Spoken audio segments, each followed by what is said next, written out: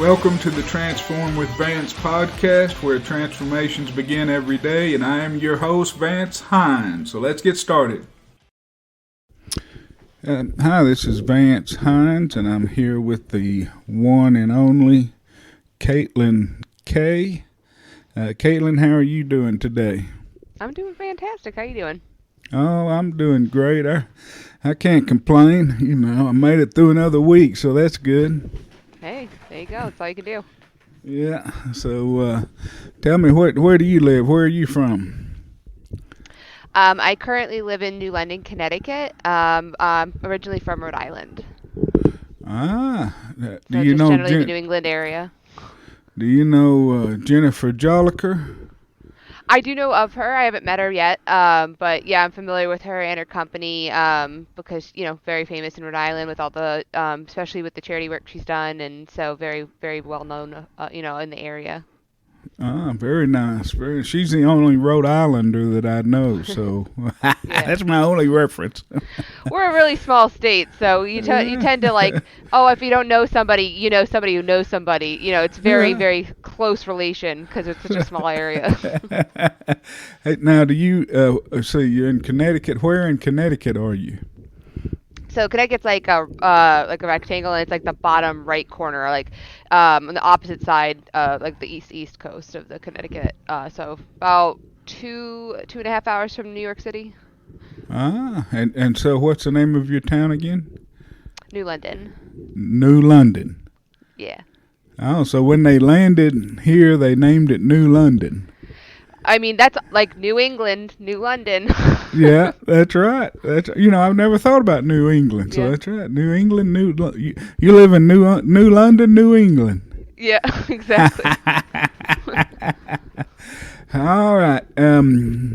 What I've done with everyone else is kind of give them just a general snowball question up front, kind of describe why you are considered a DDP yoga success story.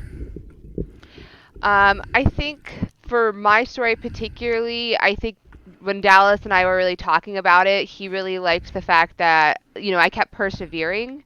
And so, I mean, part of it was, when I heard about the 2019 Positively Unstoppable Challenge, I chose to do that for myself, and I wanted to make a change in my life. This is an opportunity for me to compete against myself, and I, lost about 30 pounds at the time.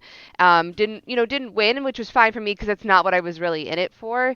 But I wanted to double down on that. So when the 2020 came up, I did it again, which he really liked. That I kept trying, because just because you don't win something doesn't mean you didn't win at your own life. I had already gotten 30 pounds down, and I was still in that forward momentum that I wanted to continue. And then the other part of it, I think, was the social media aspect that I brought in. I post on my Instagram and in the DDP Yoga Facebook group every single day. Whether I'm having a good day or a bad day or somewhere in between, I'm always really using that as an accountability measure for myself. That those posts originally were just for myself. I go, if one person sees these or 100 people, cool, but I really wanted to do it to really make sure that I keep going.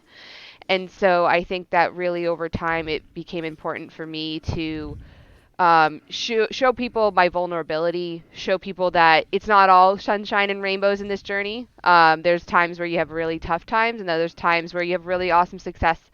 And I think that where people have connected with that and people have communicated on my post is, seeing those times where you can be vulnerable and seeing that there are those journeys, throughout, and it's a never-ending journey that you're going to keep going over time and time again. Awesome. And you were a 2020 Positively Unstoppable Challenge champion. Yeah. Is that Which was correct? very exciting. Yeah, it was. Yeah, me and the Unstoppable Four. So I was very excited to get the call in fall of 2020. At that point, I had lost. Well, for that challenge particularly, I lost about 75 pounds in 6 months. I had like I said, I really, for the 2020 challenge, I wanted to keep going, but I wanted to push myself harder and I wanted to find ways to challenge myself more. So, I read Dallas's book and, really knew that I needed to find a way to go beyond what I was already doing. Like I had hit the mat and I started with, I think I started with beginner. I was messing around with the chair workouts a little bit, but I had just, I was coming off of my diagnosis of my autoimmune joint disorder, so I was trying to figure out what worked for me and what I could comfortably do. But then over the course of 2020, I worked my way up through, all of the levels on the app, so beginner, intermediate, and finally to advanced. And when I finally got there, for me, it's like a what's next. And so I always wanted to run, so I added running into my life. I've always enjoyed it when I tried it, but it never did a really good job of it because I was at the time I had too much weight on my body. It was hurting me to run. When I first started, it was 30 seconds maybe. I tried to run, like I couldn't run. I say that to people all the time because I worked up over time to a half marathon, but when I started, I couldn't run 30 seconds. I couldn't catch my breath. My joints were killing me, and so combining with the running and the DDP and a huge change in my diet, my diet and eating over time, I was able to successfully, at the a time, I think I was about 100 pounds down when I won the challenge. So it was super exciting. Awesome, awesome. How much are you down now? About 110, 115. I think by the end, if, once I hit my final goal, which is like another 10 pounds, it'll be 125 lost. That is awesome. And you've kept it off now for going on 2 years. Yeah, I mean, I think that's for me, the hardest part is the maintenance. Like you really, when you're in the middle of it, losing it, you're like, this is Hmm. definitely the hardest part. Because you think like once you cross the finish line, you're like, things will get easier. But I feel like the mental game of shifting towards maintenance of like making sure that you maintain is by far the hardest because you have to change everything about mentally who you are. You don't see yourself the same. Like, I still see myself as that person that weighed 299 pounds a lot of the time. I still mentally I have to check myself for limitations that I don't have, but I still assume that I have. And with the food, I mean, I have a binge eating disorder, and so food's always going to be the enemy for me in some way. Like it's always going to be that thing that's whispering in your ear. It's always going to be that thing that's challenging for me to overcome. So I think over time, the maintenance has become, I had several skin removal surgeries last summer, and I had a touch-up surgery for that a few weeks back, and so that stopped me entirely. Because you're recovering and you're on bed rest, and from there I had to restart again. I was back to doing some beginner workouts. I started with bed flex and then went up to chair force and then, worked my way up, and now I'm finally running again almost a year later, which is really exciting, but a really hard challenge because again, it's the scale is scary. You don't you get these adjustments, whether it's, am I gaining muscle? Am I gaining weight? And am I measuring inches and all these things? So it's a huge mental hurdle to continue to maintain, but it's something that like I never want to go back there. And I think that's the part where like I consistently remind myself of how I felt about myself and what I valued to keep pushing myself to maintain over time. Well, you threw out a tremendous amount of stuff there. I'm going to have to pick apart each one, but first, let me get some background. You said you grew up in Connecticut. How old are you? I had to think about that. I'm 32 years old. 32. Yeah. What do you do for a living? What do you do? So I work in higher education. So currently I run the residence halls at Connecticut College. I serve as an on-call administrator. So anytime there's emergencies on the campus, and I also work in conduct, which means I hold students accountable. So all kind of juggling all those roles in one job. It's never Oh dull. man! So you're the Punisher when they come see you. Then they hate to see you coming. Then, huh?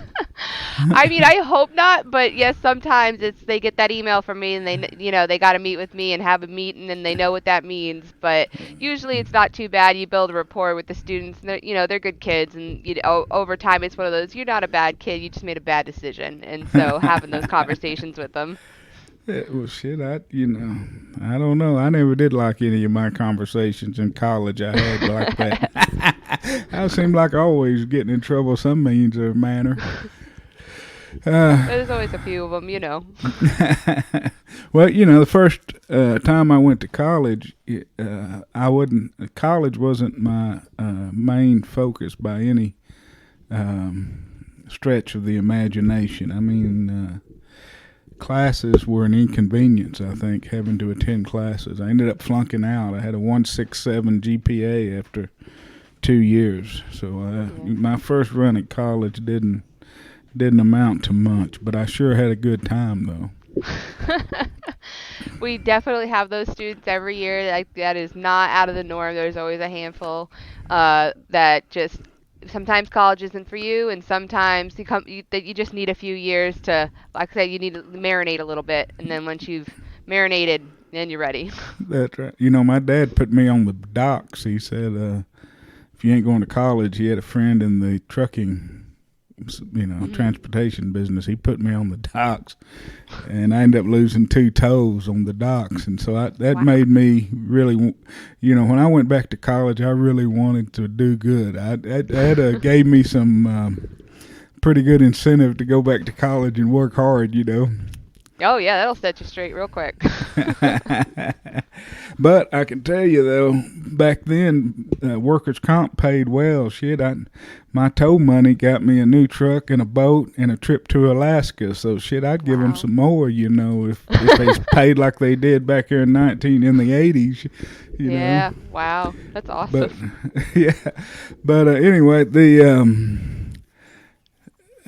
so you oversee the halls. How did you get that job? That seems like an interesting job to have, to be overseeing the residence halls and being the Punisher. You need to get you some Punisher shirts. I know, it's one of those jobs where so for the residence hall part of it, it's like nobody ever starts their college experience and education going, I'm going to work in higher education. There's no bachelor's in higher education. And so it's one of those jobs that you kind of learn while you're here. So I became a resident assistant or an RA when I was in my undergrad, and really loved the community aspect of it. I liked the sense of creating a home for students, because a lot of these students travel, across the country or across the world to come here, and a lot of them have a space where they feel like they don't belong or they don't know where to belong, and so this job helps provide that. The nicer part of my job is, I work with my RAs and they create, fun events and programs, and it's developed so much over the years. It's not just, they absolutely do pizza parties and movie nights, but then there's other times where they have really great discussion groups and stuff. They'll have book groups and discussion groups where they get to have times where they can connect on things that mean something to them. And so that's the really fulfilling part of being in residence life, of trying to create community in a place where some students have never been away from home. They've never lived on their own, and so giving them that kind of buffer zone.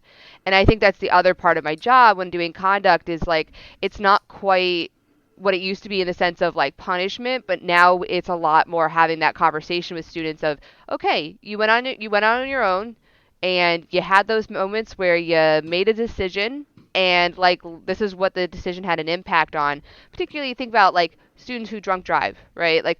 Obviously that's something we never want to see. So let's have a conversation about you could have gotten hurt, or somebody else could have gotten hurt. And so instead of just saying, oh, here, this is how you got in trouble, and instead we're now having the conversation of, how do we make a better decision next time, calling you an Uber or whatever, to get the students to think a different way. So it's not as a fun part of my job, but it's something that's can be really fulfilling, is because it still contributes to them having a home and community on campus.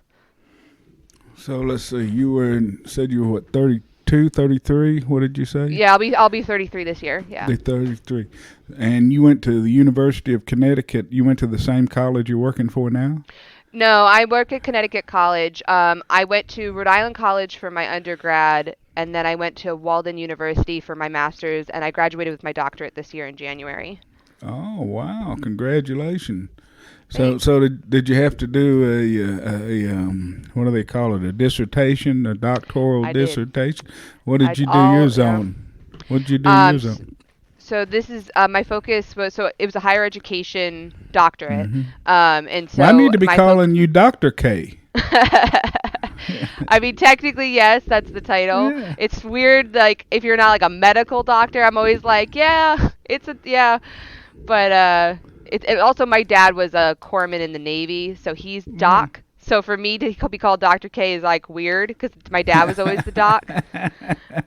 But yeah, it was long. I mean, it was a dissertation, and so we focused. My focus was on LGBTQIA students in higher education and like the support Oh, that they need, because there's a lot of discriminatory practices or and a lot of policy support that they're needing changes in. So I did a work with a lot of those kids here on campus, and then 170 something pages later, I have a degree.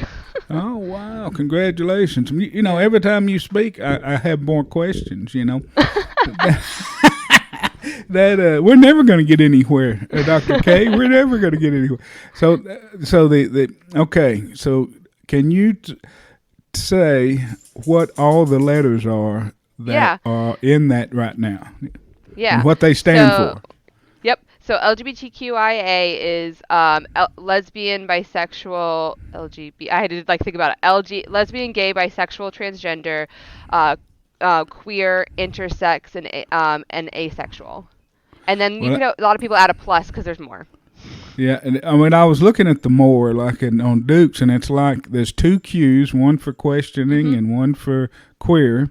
Yep. Which in my day, queer was not a good term, Yeah.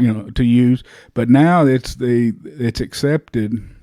Yeah, it's kind of Uh, been taken back. Like they took it yeah, back as like a good word for the community. Yeah. yeah. And so my age, when someone says queer, they still Mhm. they're still kind of. But then it goes in, and there's like a two S, which is a two spirit, Mhm. and there's like a shit. I can't remember them all, but it goes on and on. Mhm. and Oh and yeah. I can tell you why I'm so interested is that my oldest daughter is she graduated from the University of Texas, and she was an anthropology major with I think she has a minor in gender studies, but she's a Mhm. lesbian. But she's gotten a job with the caucus down in Austin. Her and her girlfriend live in Austin, but she works for the Gay and Lesbian Caucus, or the I'm not sure if I'm getting the name right, but the caucus of politicians in Texas, and so she's involved in their social media page. She's involved in writing press releases for them, and I mean just all she and so she's very inactive, and so. Every time I spend time with her now, I get educated on all of the issues going on, and so it's kind of crazy, but well, I'm glad that you did that, that you, and especially in that area, in that arena, Yeah. to help that, it's time that the world changed. So Yeah, I definitely think that it's when you start to look at your thesis to argue about what's needed for you have to show that there's a gap in the education, that you need to fill a gap. That's what your research is for, and it's so proved like that this is a space where there's not enough research. There's a lot of states where there's not enough support, and so that's what a lot of my research was adding the adding a voice to that of where there is needs. Texas is a great example of there's absolutely a lot of legislature that needs to be worked through, and a lot of things that need to be changed to support people better. And so I really applaud your daughter for the work that she's doing.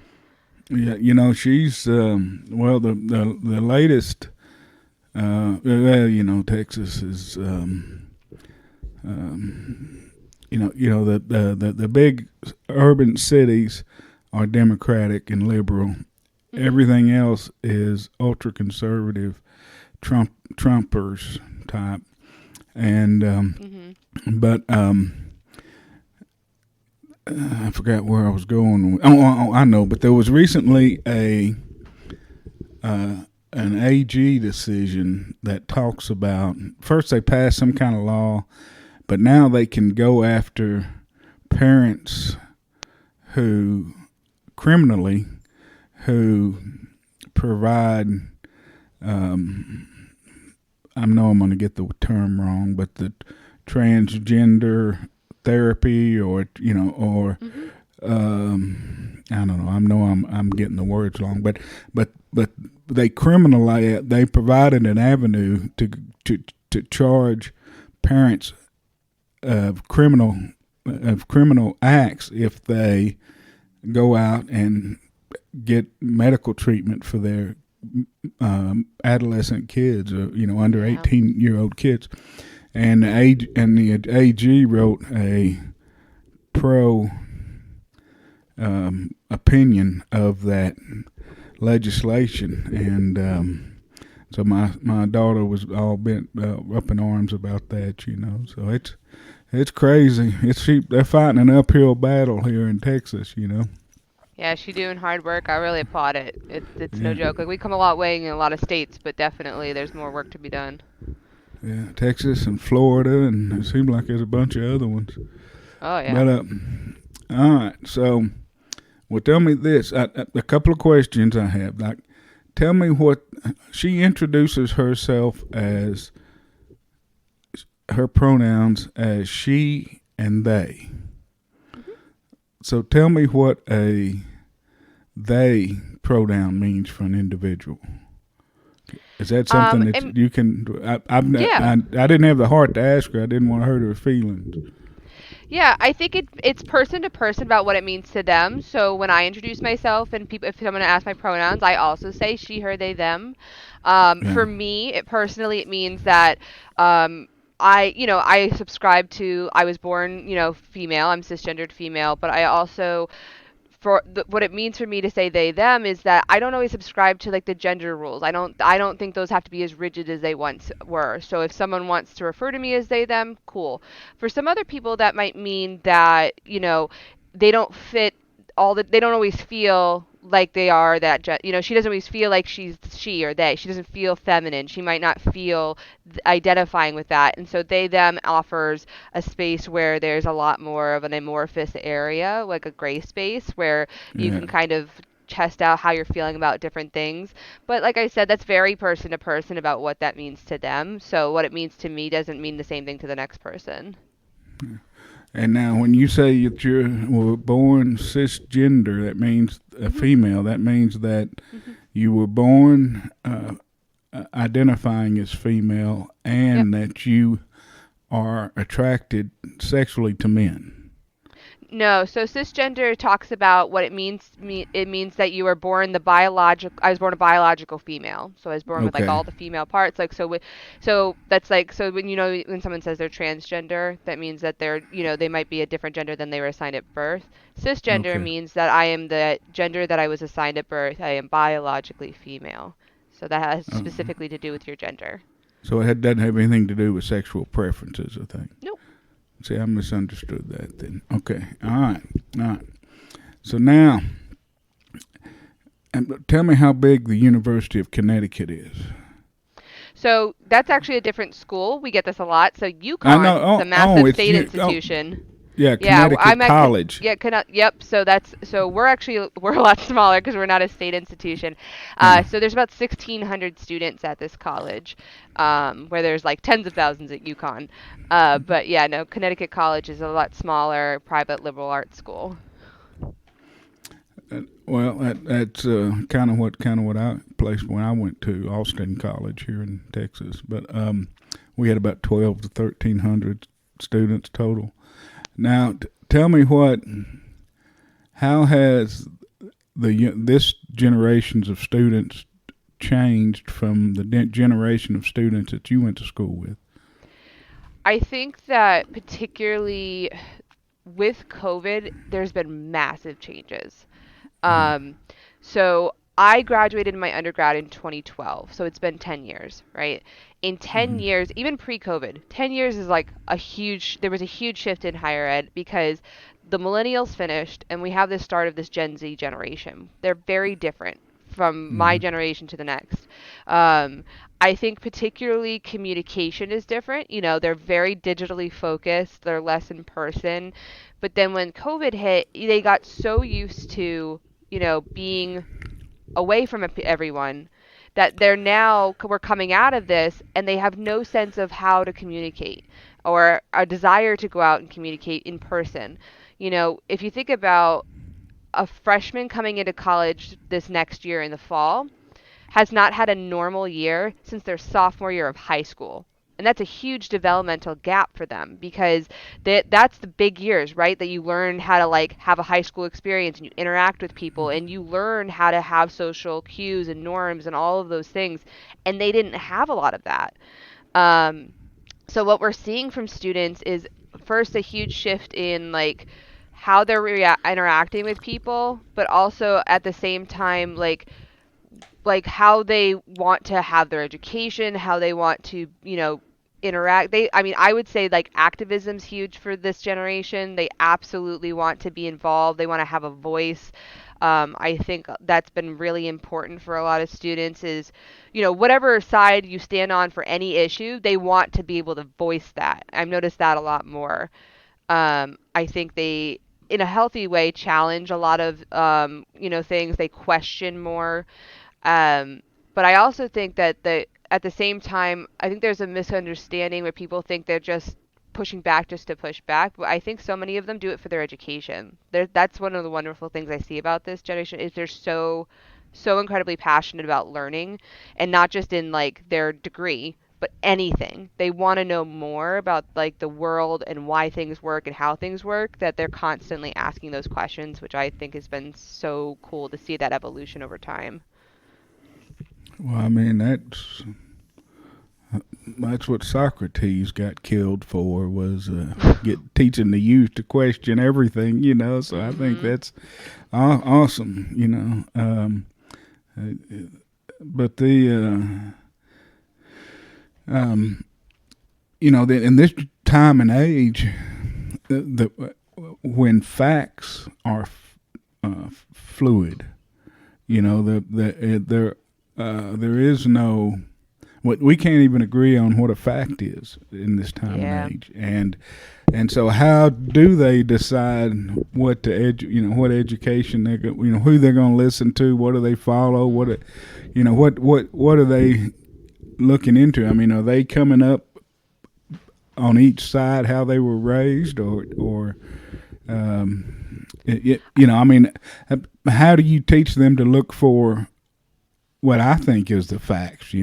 Yeah, I think there's so much more independent of like I think for my generation and the ones before us, we very much were like what you were raised as is what you learned, right? And for a lot of us like that, for mine and all the previous generations, you kind of stuck within what you were raised in and what you learned and you stayed in that community.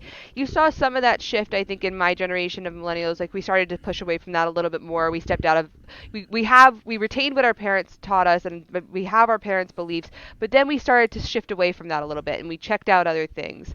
But I think this generation particularly is just they want to create it from their own. And I think that they do not trust media, and because you talk about facts and they've seen it over them, their time growing up is that like you said, what's a fact and like how do we prove things? And so I think that's why they question so much because they're so used to being having things be so fluid that they have to constantly find different sources. They're very open to learning more about things because they need to kind of make their own decisions about what they want to rely on, for to learn something because that is hard. There's so many times where they hear something in a classroom and where are they getting that information? Is that factual? How do I look at a resource? And so that's a lot of what our students are questioning is the actual facts themselves. Well, I think that's a good thing. I'm not so sure that's a bad thing for this generation. That makes me feel better about them. Yeah, I think they got a lot of positive things coming up. I'm pretty excited for them. Well, the COVID sure changed their lives. No proms, no. Oh They yeah. didn't do anything that we've all taken for granted over our whole lifetimes. Mhm. Yeah, we have a big music festival on the campus every year, and it was almost like a rite of passage to get to go to this music festival because it's a big deal every year, and we haven't had it I think in 3 years. And so this it's coming up this May, and our seniors were the only ones that have been to it. It's almost like this mythical thing. And it's a pretty simple music festival. It's like, people playing on stage for a few hours and everyone it's a good time outdoor event. But something as simple as like a music festival on campus is a huge deal to them now because they have missed so many of those life moments of like college traditions, right? Like you have certain every college has their own set of traditions, and there's so many things that we haven't got to have that some of these traditions I think are going to get lost, but other ones they're I think now overindulging, right? They haven't got to, have a house party or, responsibility and learning like even something like learning how to drink. Like college students are going to drink, but they, and then you have those times where maybe you drink too much and you learn what's too much for you. Now these students are going, instead of like gradually learning something like that to responsibly drink or responsibly do this, they're going, 0 to 11 because they have no sense of, time where they could go do that. And now that they have access to do these things, they're just going, way bigger than they should be. And so that's a lot of what we're working with is trying to get them to almost adjust back to, where things are at, what is expected. They're learning a lot, but very delayed. So Yeah, that'll be really interesting to see how that kind of pans out later on. yeah. Has um, I mean, traditionally there's been certain job paths that everybody kind of takes. Hmm. Accountant, lawyer, medical has their belief in what's the proper way to make a living. I mean, a lot of people now are saying don't go to college because of the debt, and I mean, has their um, belief in the world of what's the best way to get ahead in the world, has that changed? Oh, absolutely. It was actually, I looked this up last night because I was talking to my brother about it, was that so for millennial generation and older, the average amount of times a person would change their career is 2.5, on average. But for the Gen Z population, on average, they will change their career path 5.5 times in their life, on Yeah. average. And so they are doubling my generation and older's like career path. They're trying all different things. I think that they are looking to see, is college right for me or not. I think there's going to be a lot more people in the workforce, looking at technical jobs or, alternative jobs, just finding different ways to make a living, and so so I had a very traditional path of like, I went to college, I got a degree, I got a job in the field, I got more degrees in that field, and my plan is to stay in this field. That's very traditional.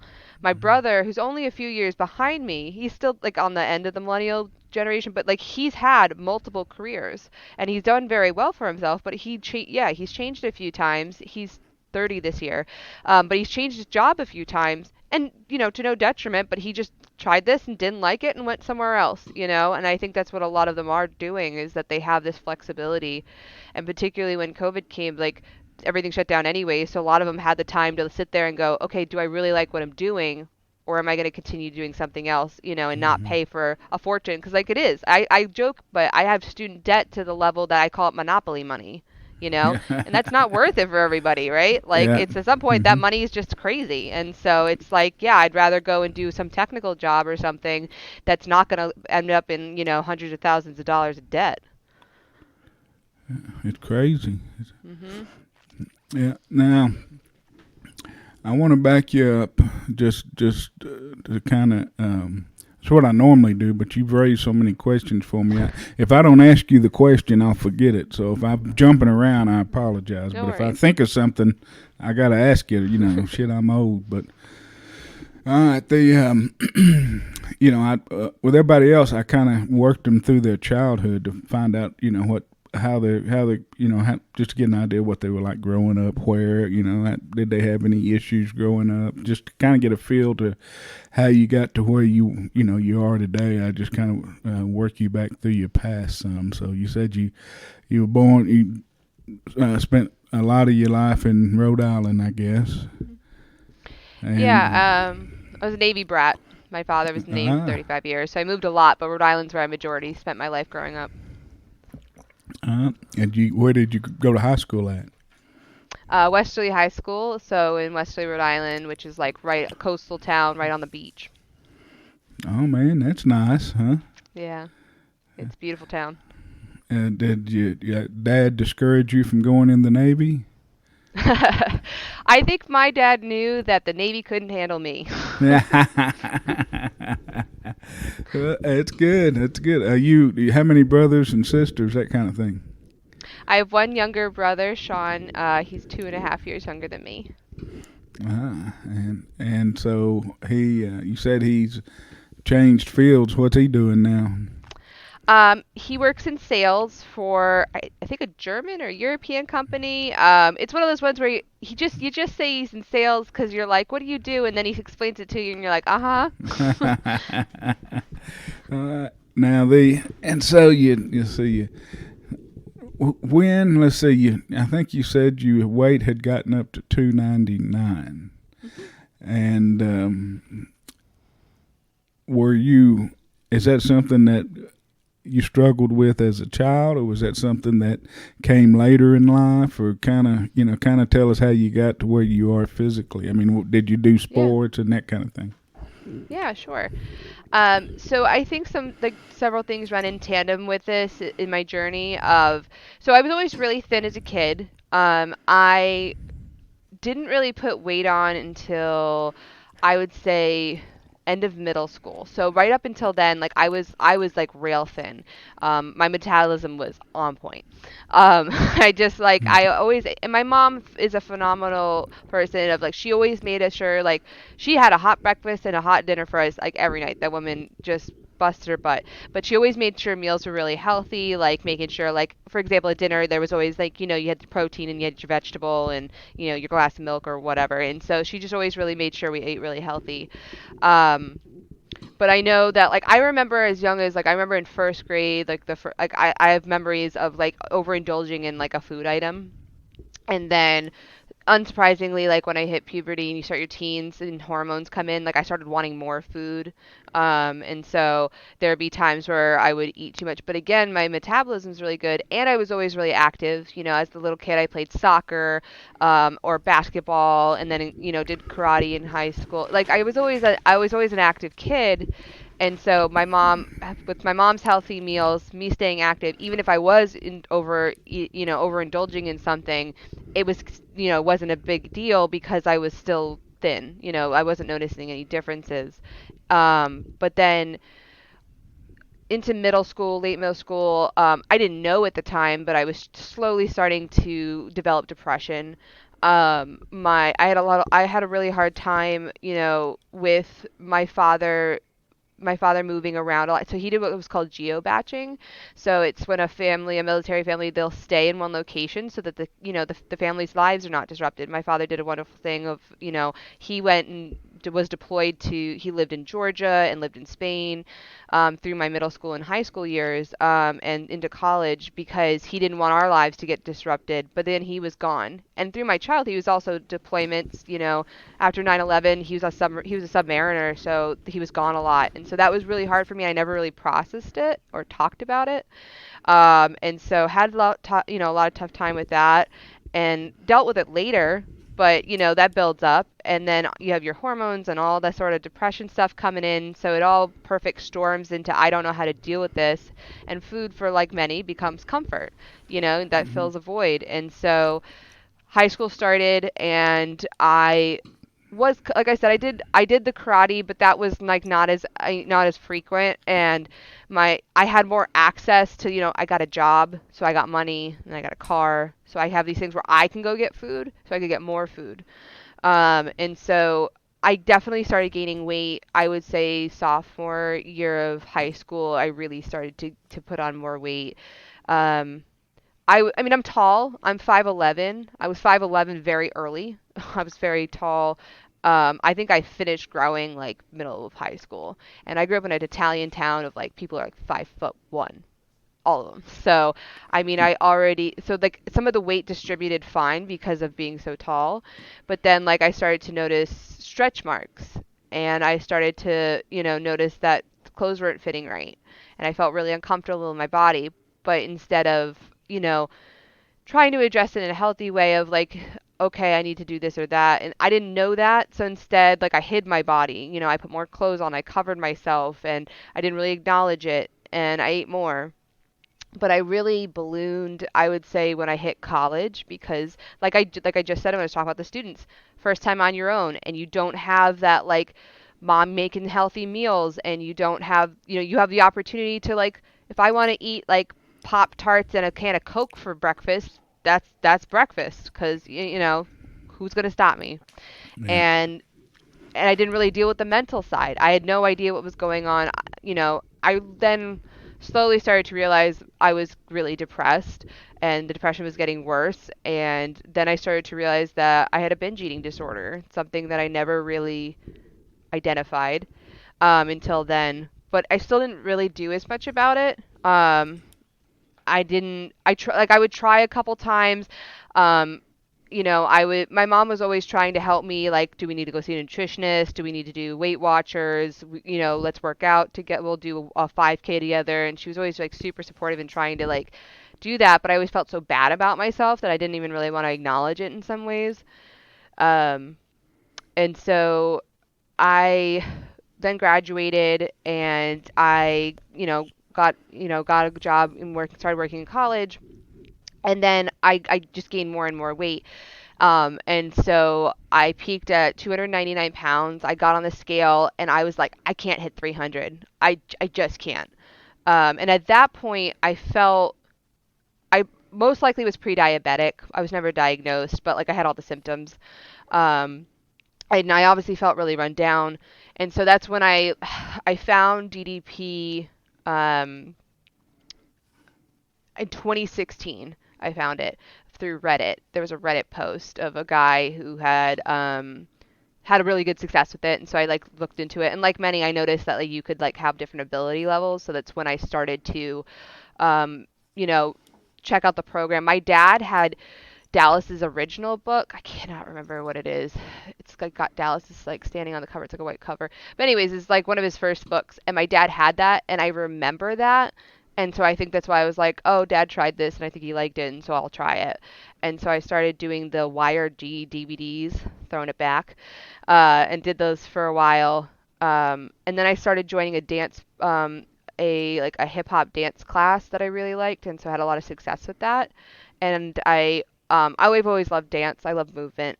Despite being the weight I was, they were always so supportive of whatever I did. But then I hit a wall in like 2018. I was dancing, and I remember like you would do choreography to a song, right? And you'd try to get your way through the song. And I knew the choreography like in my bones for this song, but I was so fatigued and I was in such pain that I had to stop halfway through the song. My body felt like it was just collapsing. And I remember I got into the car that night with my best friend and I just broke. I was in tears. I was like, I don't know what's wrong with me. What's going on? And that's when I started the process of getting diagnosed with my autoimmune disorders. And it's taken, I mean, that was 2018. And so I mean, 4 years later, it's taken this long to get diagnosis with autoimmune disorders. There's not tests for all of them. So there's a lot of trial and error and trying to figure out what's going on with you. But I had to get treatment for that. And that was a setback in my health and fitness because I couldn't physically move. If I was in a flare up, like I would, physically be unable to move. My partner would have to assist me. It was really difficult. And so my mom has like four or five. Unfortunately, she's like a lot of autoimmune disorders, and it is genetic. My father also has several, and so it's unsurprising that I ended up with these. But I also presented pretty early. Um, Presenting in your late 20s and early 30s for a lot of these is uncommon, and so it took the doc a while. But now, so I have Raynaud's, which affects your circulation. I'm basically cold all the time. I have arthritis in my hands which is super fun. And then I have what's basically pre-lupus. My numbers aren't severe enough to say it's full-blown lupus, but we're headed that way. But I manage it now. But at the time, that took a long time for me to like figure out not just medication, but like it's really important with degenerative joint disorders that you're moving. Because they want you to keep your joints lubricated, they want you to keep active, and so I had to basically start DDP all over again. And so I, in 2018, really started to get that started again, and that's when the 19 challenge came in. And really, that was a godsend for me because I needed something to restart. And so I started at 299. If you look at the pictures, you can see in my eyes, I am hurting. I am not there. I'm severely depressed. Um, I'm just gone. I don't know who that person is. I really don't, looking back now. Um, and I was extremely lost with myself. And so I knew that I had to do these changes. Um, I didn't really have a goal in mind. I just knew I didn't want to. I mean, I knew I was heading towards diabetes. I already had these other medical issues, which are lifelong and incurable. So I have to do something. And that's what really pushed me. And at the same time, I knew I had to address my eating disorder, which is something I never really faced head on because yeah, I can go like lose weight in doing exercise, but if you don't look at your eating, like that's only going to be half the battle. And so I started with the DDP recommended phases, and so I went up to phase 3. I'm not as good with the organic just due to availability of what my area has, but gluten-free, dairy-free, which is recommended by my doctors anyways, because um, anti-inflammatory foods. You want to take away anything that's going to inflame your joints. So over time, it's a fight because I mean I still fight every day against food, but I switched over to intermittent fasting as well. So that helps curve the binge eating, and so I only eat. People ask I'm 21/3. Which means 21 hours a day I don't eat, and I give myself a 3-hour window to eat one big meal and a small snack. Um, but primarily meats, veggies, very clean. No gluten, dairy, no sugar. I try really hard to keep as clean as possible. Um, I do I do try to keep the caffeine in check. That is a tough one for me. But usually it's like one coffee drink, throughout the day that I nurse, and then tea in the morning or the evening. But with that and with DDP, and like I mentioned, I had started running, and I was able to get down my weight in 2019. I got it down, like I said, about 30 pounds, and then that's when I really needed to like step forward with. I decided to do DDP every single day because I was doing it in a schedule where it was like Monday, Wednesday, Friday, and then like I was allowing myself that space to fail. Like I need those time. I need firm lines for myself. Some people are way more accountable, but like if I was doing it every day and I was also posting about it every day, I knew I'd do it. Yeah. Which is how I started doing those posts, and so that's how it led me to do where I'm at now, where I do some form of activity because I do vary. So whether it be DDP or some other form of yoga or running or dance or hiking or whatever, but something every single day to keep me moving. And that got me to 110, 115 pounds down and counting.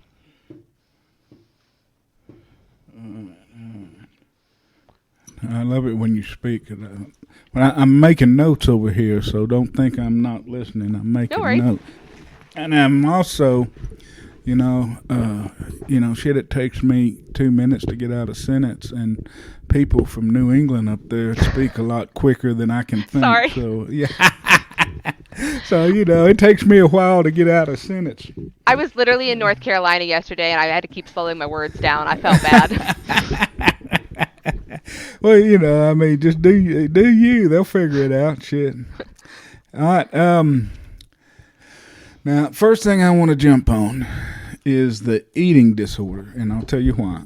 I really want to narrow down on this because I wonder if I've got a binge eating disorder, and I've been trying to get therapy, and I went to a lady 4 times, and either she fired me or I quit. It's kind of vague how the last one ended up, but we didn't work out, and so now I'm trying to find another lady, and we're playing phone tag right now.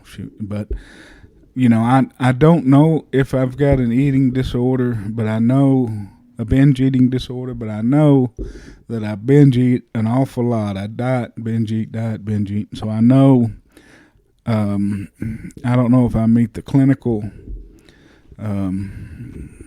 criteria for a binge eating disorder, but I do know that I have the habit of doing it. So if there's something I can do, on the mental side to help me along this journey, I want to know. And so that's and and so when you said you were diagnosed, I think in college Mhm. with it, or Yeah. self-diagnosed. I don't know if you were diagnosed by a therapist or anything, but or a psychologist. But you were self-diagnosed in at least you were diagnosed and somewhat.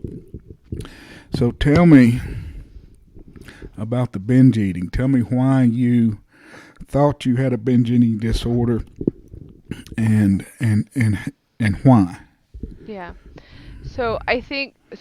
So I was diagnosed. I started to learn about it, but then was diagnosed by a therapist in college. But um, like I said, I have a memory in first grade. It's extremely vivid. Of my mom was making chocolate chip cookies, and there was a bowl of dough, and she used to teach at home daycare. So there was a bunch of other kids around, and she wasn't paying attention. And I remember I took the spoon and I ate more cookie dough, and I felt good because I had more, and then you had another bite. And it was not just like, oh, a rush of getting away with it, but it was like I enjoyed eating. Like food was a good response for me. Um, and so I think that's like kind of like it's a really good example of like I can remember as early as first grade. So you're what, 6 years old, and this is something that it's built through your life. And I wake up every single day, and particularly when I was in the throes of it and it was so bad that I wake up every single day and the first thing was food. What was I going to eat for the day? What was the first thing? It's the first thing I woke up. I was like, okay, what do I have in the kitchen? And then I would, eat whatever that was. And before I barely swallow that last bite, I'm already thinking about what my next food was going to be. And most of the day was like that. It was and it's still, there's a lot of times where like, or I get really fixated on something. Like I really want pancakes. And I can't think of anything besides those pancakes until I eat them. But why am I eating them? I don't really have, I just want them. And then for me, it's one of those things where like it takes over my whole mind. I'm distracted because I want this food. And if I do indulge in it, sometimes it's a good feel, right? Because like, oh, you got that thing. Other times you'd eat it and then you feel absolute shame, because you just ate the thing that you're not supposed to eat. And then sometimes it would be like I couldn't stop myself, right? Like there are certain items which, they're called trigger foods of like if there was a pack of double stuffed Oreos in front of me, like there is no stopping me from eating that. Like, and I don't even realize I'm doing it, right? Your brain shuts off. Some part of you that's present and checked into the moment that's supposed to be mindful about this is gone. You were just sitting there and like mindlessly eating this until the rack is gone. My partner at the time, he would like bring this home, and he would bring them home for him. They weren't supposed to be for me because I wasn't supposed to be eating that. And I literally had to have him keep them in the other room because I knew if they were out here, oh here I'll have two here, I'll have two here, and then like all of a sudden I ate all of his Oreos.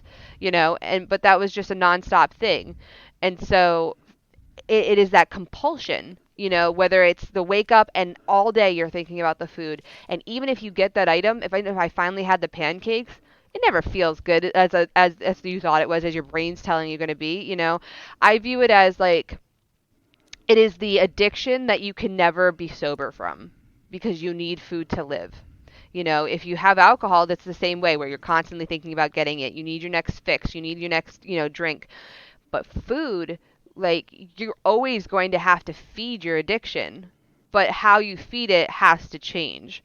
And that's a huge mental hurdle. And people deal with it in different ways. For me, I did a lot of trial and error on how I'm eating, and right now so I live by myself, so I have a very strict control over what comes in my house. When I've had, a partner live with me in the past, I've had them have a separate cabinet to keep their food completely, that's their cabinet, to the point where like I had a little ribbon tied on their cabinet to remind myself that I shouldn't be going into there because I have to restrict myself. But like right now, I try really hard to make sure that junk does not enter my home, that trigger foods do not enter my home. But for not everyone's able to do that. People have families, they have families that sometimes aren't as supportive or just don't understand, or they just don't want to restrict their families because their families don't need those restrictions. And so, I am fortunate in that sense that I have to keep it, but that doesn't mean it's always happens. I have to grocery shop once or twice a week, and I have to white knuckle the cart at times to not put that particular item in the cart. Or I get home and I have bought that item and then I fight with myself about eating that or not eating it. Because then I bought the item and I'm going to waste it and throw it away. Or are you going to indulge and have the See, item? I Oh, have a hard maybe, time with that. yeah. Maybe I'll try to pace it. Nah, you're not going to pace it. You're going to eat the whole thing and then you'll buy another one. You Yeah. know? It's a lot of those reality checks. And I mean, like I said, I still do it all the time. I do it less now that I have like all the built-in, like I said, like intermittent fasting's been a huge one for me. It's not for everybody, but I did it over the course of 3 months. I dialed it back. I super always want to say, like, with a disclaimer that with intermittent fasting, that is not a cold turkey moment. I slowly went from having breakfast, lunch, and dinner and snacks to slowly taking away meals until I was just eating at dinner. But that, again, like I've tried other things that don't work. It's very much what works for you. But for me, having that restriction to keeping it just at this time does help me eat a lot less. Particularly snacking was my difficulty. I could eat a meal and it would be a good meal, but then again, like I said, like ooh Reese's, ooh Oreos, ooh chips, like it's all the snacks that's what gets me. And so not bringing that in the house, making sure I'm having those structured times, that has been like a huge change on how I manage that. But knowing that I'll never be sober from this is the part where I have to keep reminding myself every day and fighting myself every day about not giving into those indulgences. Did you ever try Overeaters Anonymous? Mhm. OA? Yeah, I did. What was your So experience with OA? it was all right. I thought the people were really nice. Particularly, I think that so the program, like any anonymous group, is like faith based, and it doesn't Mm-hmm. have to be for you. But I think it just happened to be the one I went to was really like, and I got my own like history with religion and stuff, and so Mm-hmm. it for me felt uncomfortable because I was like, for me, I'm not turning to God to solve my problem. Like I really needed help with myself, and so I felt like when I got up to to speak at the meeting, I had people afterwards that were using a lot of like faith-based language. And again, I know not all of the anonymous meetings are like that. I think I just hit that one that's like a lot of people were very faith-based, and it just for me was super uncomfortable because it's not what was going to help me. Yeah. So then I kind of got discouraged because it was the only one in the area that worked with the time that I could go. So I wasn't able to like try it again. Well, I mean, I tried it, and similarly, I mean, not for the same reasons, but for different reasons. I didn't. It didn't take. Just like anything, you shit when we try everything to Mhm. keep this damn weight off of us, But a lot of the reason I asked, a lot of the words that you talk about, the trigger foods and abstaining and never going to be sober Mhm. from, those are a lot of the lingo, or a lot of the words that the Overeaters Anonymous use, Mhm. in their stuff. So it's, but it's anything that works, is more power to you, Um, so let me ask you this. What did and if, what did the when you got diagnosed with it back in college by either a therapist or a psychologist or whomever, what, how did they diagnose it, and what behaviors did they use to diagnose you? Sure. So it was a lot of so it was a regular like psychiatrist that they were just talking about a lot of questions about like some things I talked about, like how my relationship was with food. Like they did ask like kind of how I ate throughout the day, and so where the struggle points and where are the points where it's easier in the day. And then again it goes back to the mental of like they broke down what my relationship with food was, how I view it, what it makes me feel, what I get from it. And so as they understood over time that, again, like I couldn't stop thinking about it. I was using it to comfort myself, but again, I was constantly seeking it over and over. It's a compulsion. And Hmm. so they then over time said, I believe you that you have this binge eating disorder. What did they prescribe, or what was their, in their opinion, how should you have improved your situation? So she particularly, so she was trained in eating disorders, and so one of her recommendations was this practice called mindful eating. Um, some people have heard this before, of like, for the example, um, if you take a raisin and you put a raisin in your mouth, and you have to hold it in your mouth, and you have to like feel the raisin, observe the raisin, and then finally like chew it slowly, mindfully, really thinking conscientiously, basically slowing down because usually Hmm. with the binge you just kind of hoover everything and you don't, like I said, you turn your brain off, you don't think about it. So the way that practice works, and that's a very simplified version of the practice, but it's designed to slowly over time get you to stop um, hoovering the food and to slowly eat. So one, it gives you, like on a scientific level, it gives your brain and stomach a chance to catch up to signal that you're full, because obviously you blow past that if you're eating really fast. And then also it's over time aims to change your relationship to food in the sense of that you're not just filling a void, that you're instead thinking about like what you're taking in. I took some from that, but for me it was, again, because I was really so used to hoovering, it was really hard for me to slow down. Like now I'm a lot better about it. Depends on the day. Like if I get home from a run and it's dinner time, forget it. Like I'm ready to eat. But if there's other times where it's just a regular meal, like I can start to be a little more like, what I'll do is like I'll eat the protein and like wait a little bit and then eat the veggie. Like not super long, but enough where like I'm giving myself the time to recognize that I'm slowing down to see how I'm feeling, how full I'm feeling. Um, and so that technique was what she really worked with to try to help me address it. It wasn't, entirely successful, but I think it gave me tools that I kind of back pocketed for much later down the road. And that's what all this is about. It's filling that toolbox full of tools that help us as we Hmm. go along. Because it's just like anything. Our situation is going to change. I mean, and the environment we're in is going to change, and you're going to no one tool is going to be the magic pill. You're going to have to. Hmm. It's a fight that we're going to have our whole life, Hmm. and we got to keep trying things that work. Now, the intermittent fasting, did you follow someone's recommendation, like the obesity code, Dr. Fung, or did you do it on your own, or how did you get to the intermittent fasting part of eating?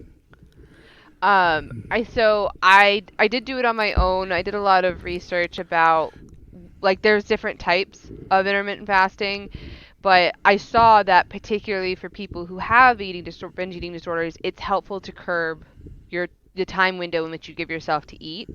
And so I realized that if I only had so much time, like I could only eat so much in a certain amount of time. I'm sure I could eat plenty in 3 hours, but like I knew that if I gave myself less opportunity to snack and to have these things and indulge, I think that was what gave me the space to go, okay, I can give my body a break. And obviously, with the intermittent fasting too, that gives your body more time to process what's already, your fuel, what you're using. And so I had to be really intentional about it, particularly as a runner. You burn really high, really hard. So I will say on the days that I run, I do plan, typically it's running after work, so it works out that I run and then I eat. Because otherwise, if I do a run in like the morning, I do have to break my fast and eat something. But usually it's very fuel based, like a protein, high protein item. But aside from that, yeah, it's just I went to only eating in the evening, aside from when I'm running. Because if you, I've learned very quickly, you run 10 miles, you don't do so good if you don't eat and put something back in the tank. But Yeah. it was a lot of adjustment, a lot of research because I didn't know what would work for me, and so I found that like I took away the first thing I did was like I said it was over 3 months, so I took away breakfast, and so the first thing I would do is a mid-morning snack, and then once I felt good about that, okay, let's back it up to lunch, and then back it up to the snack, and then back it up to dinner, and so finally we're just at dinner. And so now it was the other side of, okay, I need to stop myself eating after dinner because I'm like, okay, cool, we made it to that time where I can eat. Now I also need to be able to put the brakes on it too because cool, I can eat dinner, but then I'm going to want to keep eating. So because I haven't eaten all day and I wasn't super hungry because now your body's used to it.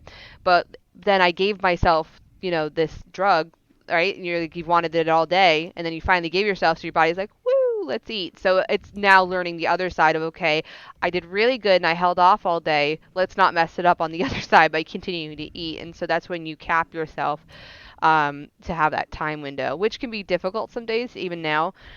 There's times where I'll finish my meal. And that's why I allow myself, like, I wouldn't say it's always a dessert because some people yogurt or something is not a dessert, but like I'll allow myself that small secondary snack because then it's like, okay, I did get to have that little bit more.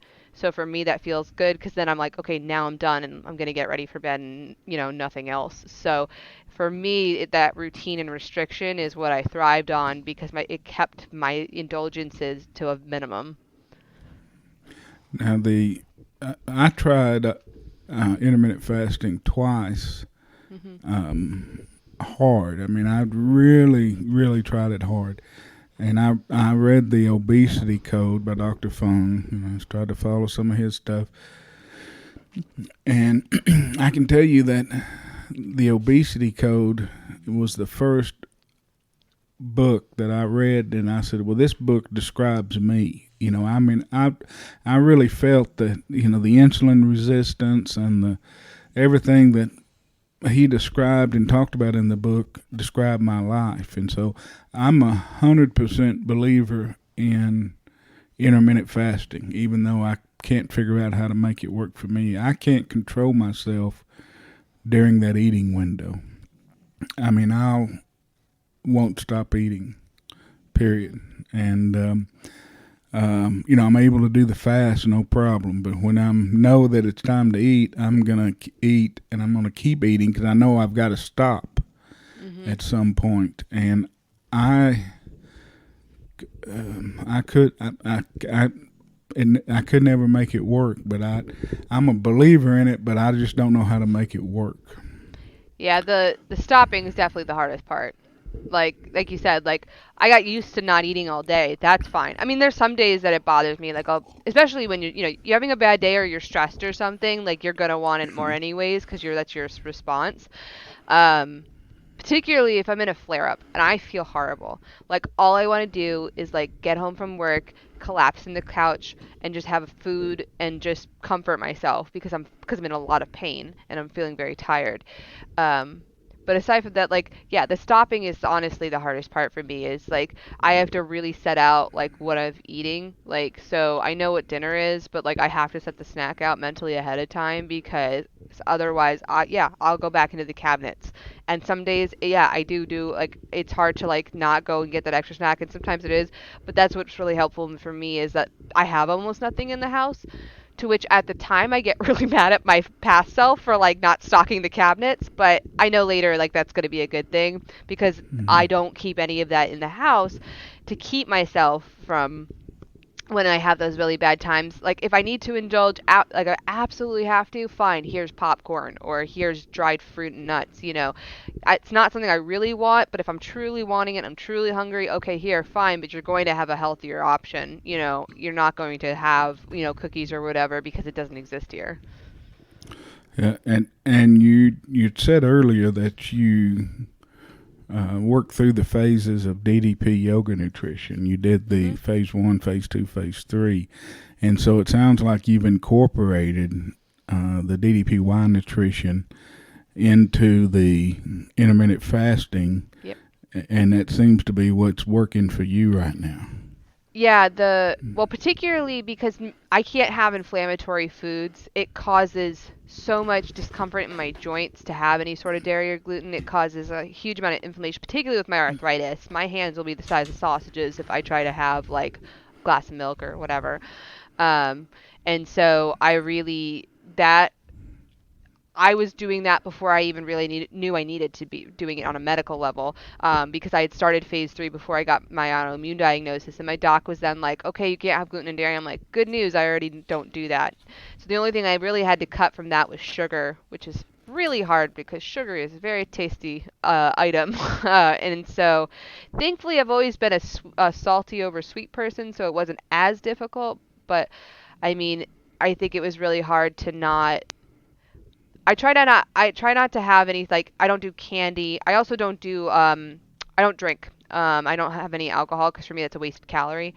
But I try really hard not to have any drinks with calories. The only one I allow is the coffee in the morning. I usually have it's like a 0 calorie sweeteners and all that stuff, but soy milk will have some calories. But aside from that, like water or a diet tea or something, but really making sure I'm not indulging all those things that could cause inflammation. But phase 3 was incredibly helpful with that because it does cut out all those things. Like, you know, phase 3, gluten-free, dairy-free, they try to, as organic as you can. Basically, it's meats and veggies, which is where I'm at. I definitely will say I do indulge the red meat probably more than I should. I love a steak. I love like all that. I love so I try to do chicken and fish more, but cows taste very very tasty. So that's always a little more difficult, but at the very least I'm getting meats and veggies in. Well, Texas doesn't believe in eating red meat. I wish, man. It's expensive up here. I will say. It was funny because I talk to Justin Dobbins all the time, and he'll say like, "Oh, I got this such and such a pack of steaks, and it cost me what seems to me like 5 cents." Like he's like, "This cost a nickel," and I'm over here paying like my whole half a paycheck for a steak, and so oh man, I just sometimes get a little jealous about that. Yeah, well, I think I took his his podcast interview, and I think he said he gets his meat, from like a process from somebody. He cuts out the middleman and goes to the and it's a certain grade too. He's very specific on what type of meat, but he's so it's pretty interesting. But he eats a lot of meat. He's almost carnivore. Oh, he is absolutely. Yeah. I don't think I could eat. Well, he also he does keto, so his is like all that dairy. He'll post a picture and send me pictures, and the meat part looks great, but then he'll have like a pound of cheese, and my whole body was like, that hurts. I can't. Whew, that would not go well. Yeah. So tell me, you mentioned inflammatory foods, which you mentioned dairy, you mentioned gluten, you mentioned sugar. Are there any other inflammatory foods that you avoid? So the only other one is you have to be kind of careful with legumes. So peanuts, particular. So I was a peanut butter like absolute junkie on I love peanut butter. Me too. Good Lord, I cannot have it in the house. So I'm to say, like you were talking about earlier about calling you in the cabinet. If there's a jar of peanut butter in there, I'm gonna eat that whole son bitch. I mean, it's just gone. Just mark it in the book. Yep, I get that because I sit there with the spoon and all of a sudden I don't know where the peanut butter went. It was there, I swear. Yep. So that one I didn't know it, and so I was having some really frequent flare-ups last year, which was not normal because I pretty much managed them, and so it started to uptick more. And then my doctor had me like walk through. I don't usually food journal, but she wanted me to just to figure out like if there was anything. And she's like, "You're eating peanut butter like multiple times a day." I'm like, "Yeah, it's like protein and good." And she's like, "No, like for you, it's causing you to have this." So I was like, unfortunately, I gave it up, and whew, that was a tough one. But for the better, because I mean, if I really wanted to, I can do the almond butters and stuff. But yeah, apparently I didn't know that one. That it's some of these things that are sneaky, but yeah, for the most part, it's the gluten, the dairy, the sugar, all of those things inflame your joints. And if everyone's affected differently, everyone's a little bit affected by it basically, but some people, unfortunately, particularly with my, the autoimmune stuff, that the joints they'll eat that up and then they just everything puffs up really bad and it can cause a lot of I have a lot of symptoms once a flare up starts and it causes pretty much all of them. So I really try to make sure I'm not eating anything. I have to check labels a lot. But on top of all of that, I also have um, I can't eat cruciferous vegetables. My body doesn't without TMI, my body doesn't digest them very well. So that's like the cruciferous family is broccoli, cauliflower, kale, Brussels sprouts. Not that I really cared for any of these vegetables to begin with, but that it cut out a lot of vegetables for me. So I have to be careful about having those in my diet just because if I eat those, I'm not going anywhere anytime soon. I'll say that. Well, those are the vegetables that I eat all the time. What vegetables do you eat? A lot of tomatoes, carrots, tons of lettuce, a lot of tomatoes, carrots. I do potatoes, but you got to be careful with those, of course, in moderation. I love asparagus. I would eat asparagus every day. Green beans. So there's plenty of other ones. I'm just starting to get into eating radishes more. I'm like learning how to cook radishes in different ways, which was cool. That's one I never really learned about before. But yeah, it made me try a lot of different things. I'm finding some of them I like, some of them I don't. Like I tried eggplant, and I'm like fully certain I'll never have an eggplant again.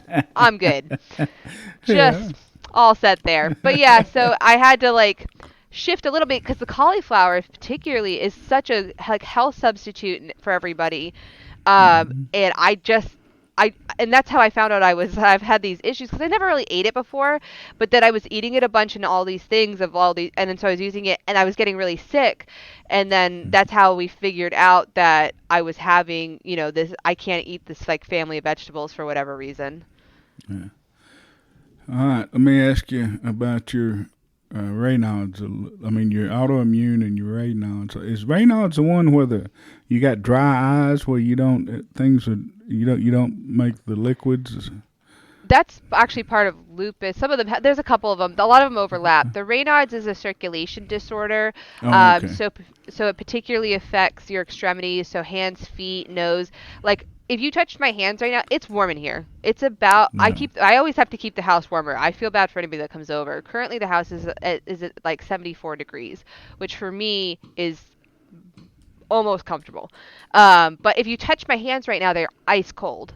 And that's just how they are, because the circulation basically doesn't push out to your extremities. And same thing with my feet. You almost never see me with bare feet unless it's like middle of the summer, because I just can't get them warm enough. And like if you touch the tip of my nose, I always say it's like a dog, right? The dog's nose is always cold. Same thing. Winter's really rough.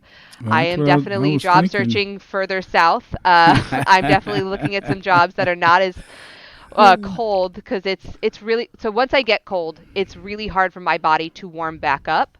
Once I'm cold, it also causes a lot of pain. So I summer is great, but winter I actually have these electric gloves with batteries built in. They're heated gloves. I have to be very careful because once I lose the circulation, it takes a very long time to get the circulation back in my hands.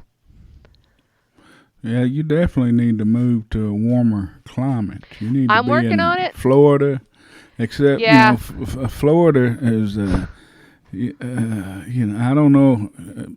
Florida's a little even crazy for people in Texas even think Florida people from Florida are crazy. So Yeah, no, I'm looking at jobs like North Carolina area, yeah. like reasonable temperatures, not too hot, not too cold. That's where we're kind of hoping for.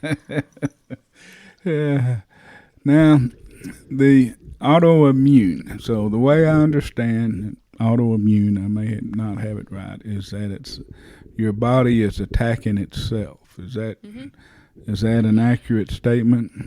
Yeah, so your body obviously makes a bunch of different types of cells, and so autoimmune is not always, but very often genetic. So like I said, both my parents have several different disorders, but basically at some point, your body decides that these completely healthy cells are the enemy because it thinks they're bad, and your body is designed to like attack unhealthy cells or anything that's bad in your body. But instead, it's attacking healthy cells, which then causes deterioration. How they are attacked and what they're attacking is basically how you get these different autoimmune diseases. And so, like I said, they can present much younger, but traditionally you'll see them from your 40s and beyond, because your body is also deteriorating later in life. So that's where you Mm-hmm. start to see these exhibited a lot more. But like for like me and some others, there are some earlier presenting in your 20s, sometimes even as young as your teens, but it's much more rare. So like I said, as you get older, they present a lot more presently, like in your 40s and 50s. All right. And you said they affect the joints more than anything else. Most of them have some sort of thing with the joints, but it depends on the disease. Like there is a lot of like the Venn diagrams, the circles overlap. Yeah. If you had them, like a ton of them overlap symptoms, which is also makes it really hard to diagnose because I have this disease which has like these five symptoms, and this one has these five, and three of them are exactly the same, but it's those two on each side. Like you have to kind of figure it out over time. There are a couple of them where you can actually get a test and they're like, yes, it's absolutely this disease. But majority of them, it's very trial and error. I get mouth sores, and that's one that isn't as common in some of the other diseases, which really was obviously not great, but helpful to my doctor to go, okay, that really narrows it down to these set of diseases that it could be, and then we'll work from there and try to figure out what's going on. And so it's a lot of blood tests and stuff. So you see, like with Scott French talking recently that he had to go get the blood panel, I get those every 3 to 6 months because they're tracking all of these stats to figure out what you have and what's going on. So does your autoimmune disorder have a name? Yeah, so Raynaud's is an autoimmune disorder. The arthritis is an autoimmune disorder, and then my third one, like I said, is pre-lupus. So Pre-lupus. I'm on my way to having lupus, but not full blown because I haven't gotten as bad yet. I will inevitably fully have lupus. There's no stopping that. It's just that they can't qualify it until you hit a certain number in the blood tests. So now is lupus? I thought, it's showing my ignorance here, but I thought lupus was like some kind of cancer or something. Is that not right? No, it's not. It's not cancer, but it's definitely one of the more severe autoimmune diseases. There's a lot of symptoms affecting, like you said, I could have the production of my fluids, so like dry eyes. I get really bad skin rash. So if I'm in a full flare up, there's a lot of things. So I'll get a skin rash that starts back here, and it'll cover my neck and cover my face. Um, it leads to hair loss. I very creatively style my hair, but if I pull it back, you can see here that I have a lot of hair loss. But it also leads to extreme fatigue and what's called brain fog. I have cognitive delays. So most days I'm fine. Like today, I'm clearly like very alert, but there'll be other days where I have difficulty forming sentences. Like I truly can't, like I have difficulty with language, or there'll be days where my body physically collapses to the point that I need to be physically assisted to, get up and move. Um, Unfortunately, I live by myself, so that's not always easy. I am actually really fortunate that I live on campus in a handicap building, so I actually have handicap bars in my bathroom and stuff. So thankfully for me, I have a lot of accessibility in my own home, but there can be times where it's incredibly debilitating. But again, that goes back to the health and wellness of like, if I am taking care of myself and I have a bunch of medications that I take, most of the time you can manage it.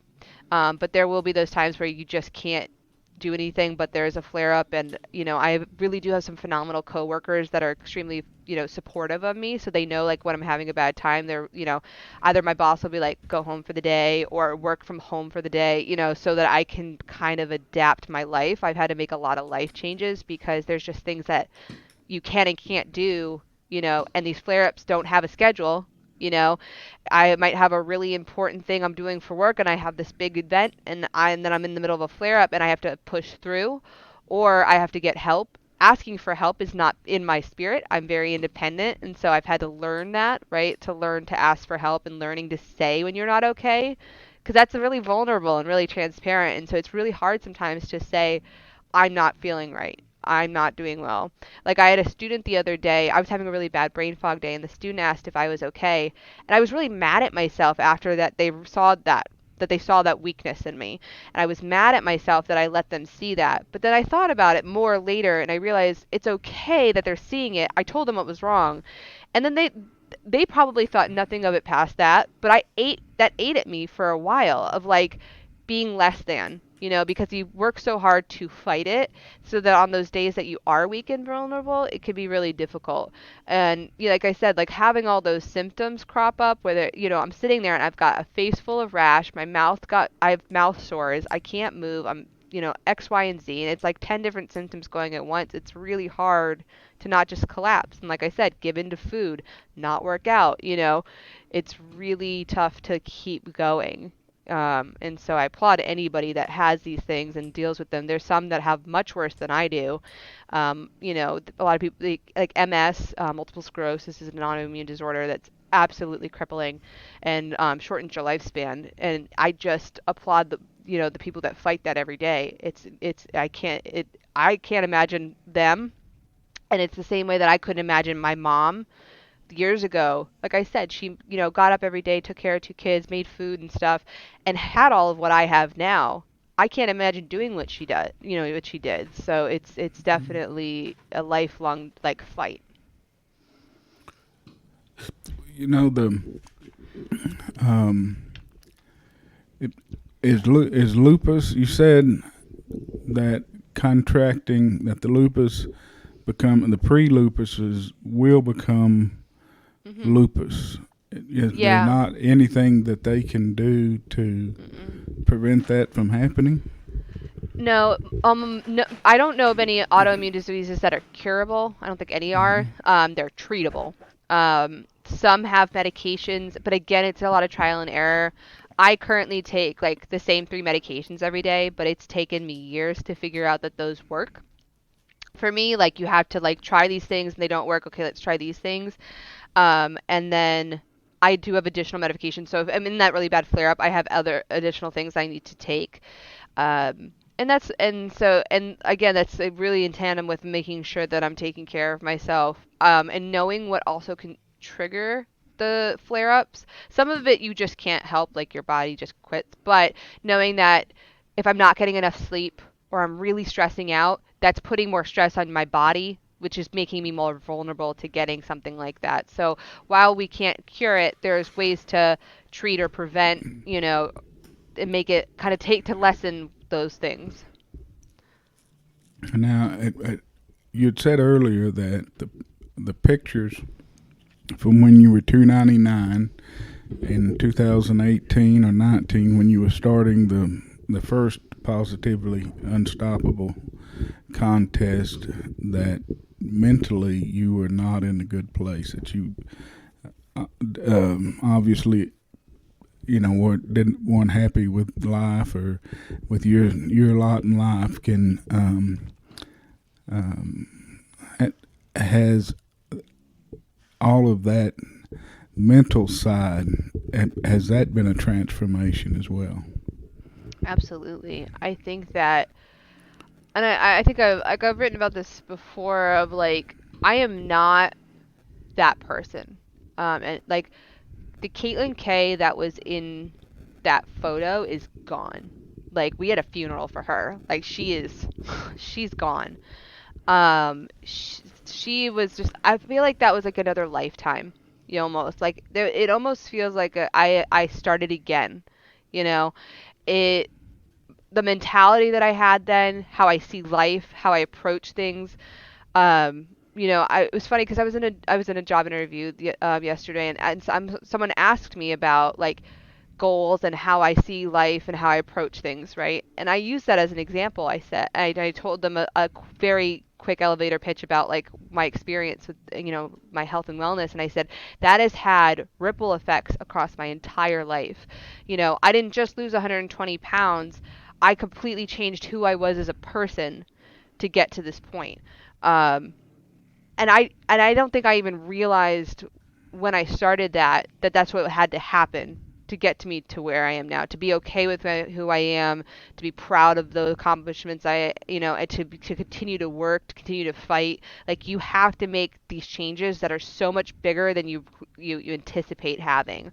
It's changing who you are, what your beliefs are, in ways that are irrevocable. I don't know how to go back to being that person. I think I still absolutely have some of the pitfalls and some of the difficulties that person had, but for me that's a distant person. Like I don't relate to her in the same way. And it's funny because at the same time, I am still working to mentally change myself to understand that I'm physically, visually not that 299-pound person. Like I still see that person a lot of the time. I catch myself thinking like that and I go, no, that's not what I am anymore. Um, I read the David Goggins book last year, That Can't Hurt Me, and Yeah. that for me spoke volumes of you can push yourself so much harder than you think you can. I do think he goes like to a level that I will never quite be at because that man was Well, like, he's not human. woo, Yeah, he's not yeah, human. Yeah. he's a whole different plane of existence. But there But was parts in that okay, go struck. go No, go no, go ahead. Go ahead. ahead. Go ahead. I was just going to say there's a part in there that tells a lot that if you read in between, he went through, I don't know, SEALs three the buds SEALs buds take three times.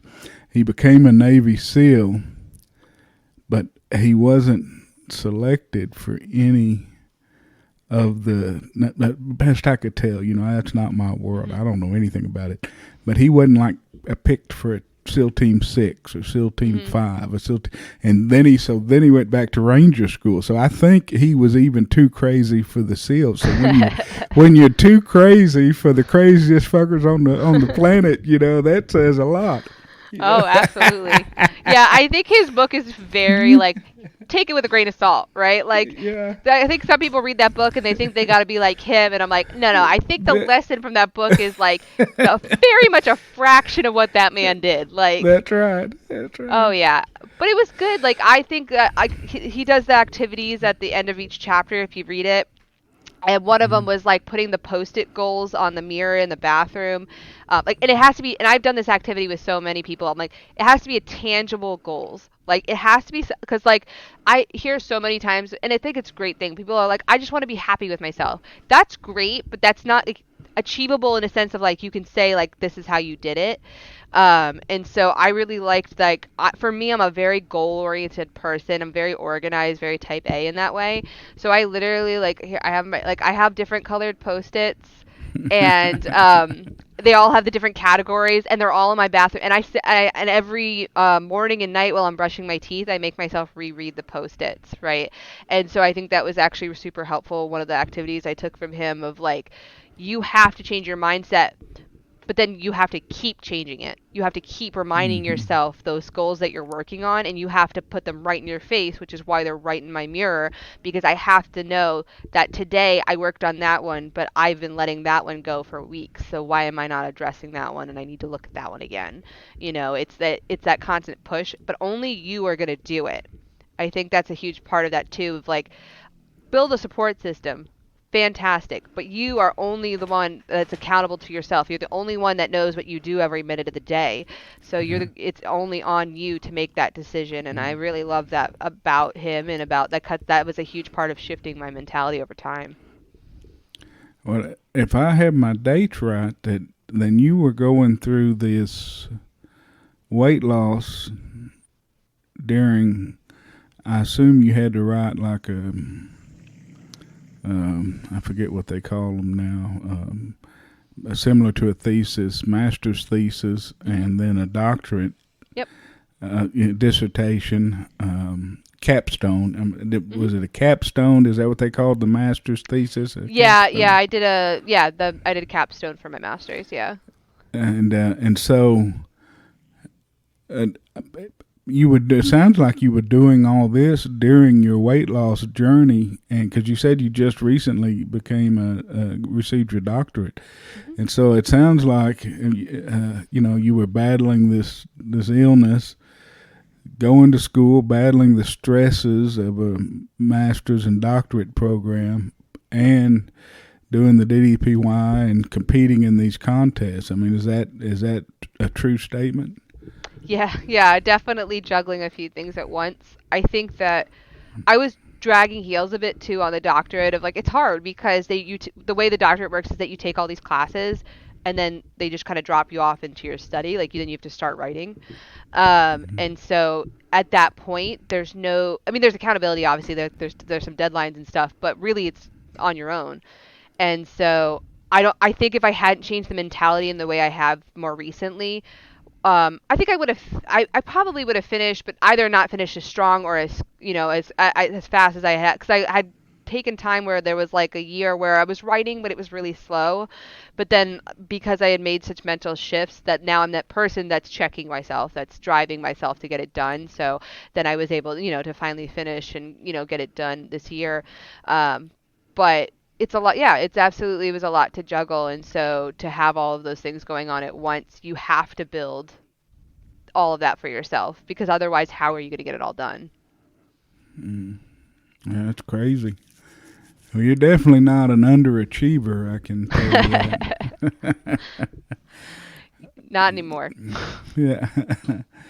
All right. So tell me how DDP yoga fit into your life and how it changed or helped you transform your life. Yeah. So like I said, I had started it in 2016 and bought the DVD pack. And I did those for a long time, the YRG DVDs. And eventually they came out with the DDP Yoga DVDs. So I think I updated and I had gotten a second pack because also because yay new exercises, because at the time there wasn't I wasn't on the app, so like you do the DVD so many times you're like ready to burn a hole in them. So I finally I got the new DVDs, and then I'm not quite sure exactly when, but I remember hearing about the app. So then I got that, and so I've like slowly evolved over time of like I was doing the workouts on the DVDs, and then I joined the app, and then I saw one of the videos in what I think it was like a Fabulous Friday or something, but Dallas was talking about the Facebook group. And I didn't know there was one until he mentioned that, so I went to look for it, and I joined that. At the time, it was a lot smaller. Now it's huge. But starting to get to see different people and their journey, like I said, I had found everything initially on Reddit. Um, your story gets shared there every few months. I always see it's always so funny to see because like I saw it was posted like 2 weeks ago, and I'm like, hey, I know that guy, and it's like on the front page of Reddit. It's so funny to see that. But yeah, so like I was kind of seeing these things sporadically over time, but um, so then I joined the Facebook community and I realized like I could do more than just sitting there and doing DVDs over and over. So I had joined the app and they preset when you pick it, it presets the workouts for you. So initially I was just doing that because I didn't want to mess with it too much because I felt like I didn't know enough to like customize it. So I did that by myself for a bit, but then I noticed that there was other people that were, doing different types of workouts and they do fun challenges and stuff. And so I slowly started to like connect, and try to do different things. And then once the pandemic hit and people started to do the online classes, I was able to join. I kind of Goldilocksed my way through of trying those different workouts and trying the different instructors of like what worked for me. So I did like a bunch of them, but like the biggest part of that was like finding the community for me. Um, I've said it before of like I don't think I would have had the success and the journey that I've had without the people that I found through the DDP community. I think that like I found joining the Shamrock Fitness group and doing the workouts and so I met people through there and Travis being his Travis self, being all crazy, and it's just a fun time, and people were having a good time and doing a workout. That was different for me. Group fitness was never really my inclination. I'm not a super extroverted person, and so for me, it was like allowing myself to like connect with people from my home. So it was like a good middle ground. And then I met Tina Gaspard, and I always say like she was the reason I met everybody else. She Miss Social Butterfly knows everybody, and like so we became really close. I believe fall of 19. I started to work out again, and so in the 2020 is when I really started to get to know people. And so she dragged me to all the work. She's like, because I had asked her, I was like, oh, I've seen you done some of the Zoom workouts. Like, can you suggest? And she immediately was like, here's this class and here's this class and go take this and like be in Tina. So I got to meet her through that, and then she introduced me to what we now have is the Warrior Women, which were Samantha Sheets, Stephanie Trujillo Kelly, Melissa, and then Tina Gaspard. And so the five of us started just a Facebook Messenger group.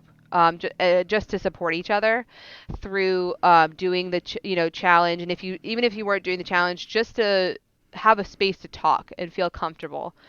And so, we were always connecting through the DDP workouts. Sometimes we would do, like, if one of us was having a really hard day, we'd say, let's go do an app workout together. So, which app okay, you want to do stand up? Let's go do stand up. All right, so we'll get on and do stand up together. And so having those opportunities to connect in a way that, like, we had a support system. And so from that grew the Warrior Women, and we grew it into the Facebook group because we created a space that we really liked. We'd all met through the DDP yoga page, but we wanted a page for designed specifically for women where women felt comfortable to celebrate each other. And so what the group is now is a space where we host all sorts of different live discussions and all sorts of different events and challenges and really just celebrating one another's victories. A place that, you can ask questions and, talk about things in a way that it's smaller group, but it's still like incredibly supportive and by just being women, sometimes there is specific women's issues. So we also allow that space where you might not feel as comfortable if there's, men in the group or you wanting to post something that's very vulnerable. So we want to offer that for them. And so without the DDP community, like we wouldn't have this. So that directly fed into that. And then having the Shamrock group, I got to meet so many people. I winning the contest then after, so I built this community and then I won the 2020 possibly unstoppable challenge, meaning I met Scotty Boots and Candy and Justin, which are family to me now. Like I was incredibly fortunate getting to meet those people. And so we went to the PC, we had our time there, and we have a group chat. We haven't stopped talking since. I talk to these people every day. So I have the Warrior Women, I have my Shamrock group, I have my Unstoppable, and I talk to all three groups every single day.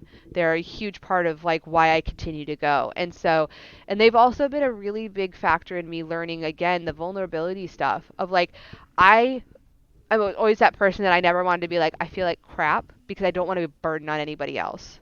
I don't want anyone else to have to take on my weight. And so they have really taught me that it is okay to just say that you're not okay.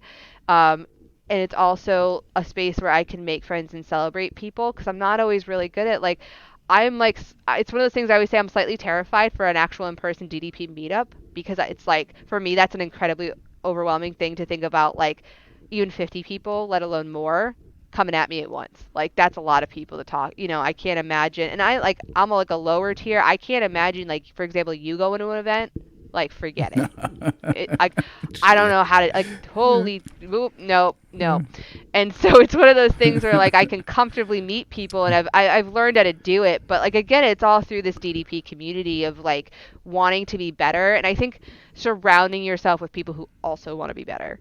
I think that's a huge part of that. And so that's something I really love, of like having that energy and having that community. And that's like, it means so much to me, and something I never anticipated, because when I started this, I was doing it by myself, and I always thought I would be by myself doing it. And instead now I'm doing it with like a massive family of people, which is super cool. All right. This is a part of a question I usually add at some point, but I tell them, I want you to tell someone who say is not familiar with DDP yoga and our community. Hmm. Tell them about the competition. Tell them about the Shamrock group, the DDP yoga group, the Warrior Women group. How can, if someone wanted to find out what all this is about, how would they go about finding out, becoming a part of this? Yeah. I mean, I will say I've converted several friends and family members already to do so. I've done the elevator pitch before to some people. I will say I've never actively recruited or told anybody they should do it. I always wait for someone to be ready and ask me about it. Like I'm never going to be that person that like pushes something. I want you to be ready. But when somebody is ready to come to me and say, "Hey, talk to me about this," I'm always really happy to, because it's been such a wonderful positive experience in my life. And so um the first question is, what is DDP? And so what I explain to people is that it is yes, it's the word yoga has been in it, but it's so much more, that it's an accessible workout for anybody. And I mean anybody. I say that every time. I said, you can be in a bed, you can be in a chair, you can be in a canoe, you can figure it out. There is some way to modify for you. You can do that. And I think that's the biggest part for me of why that has meant so much. And that's the first thing I share, is that it really is truly for anybody's workout in any walk of life.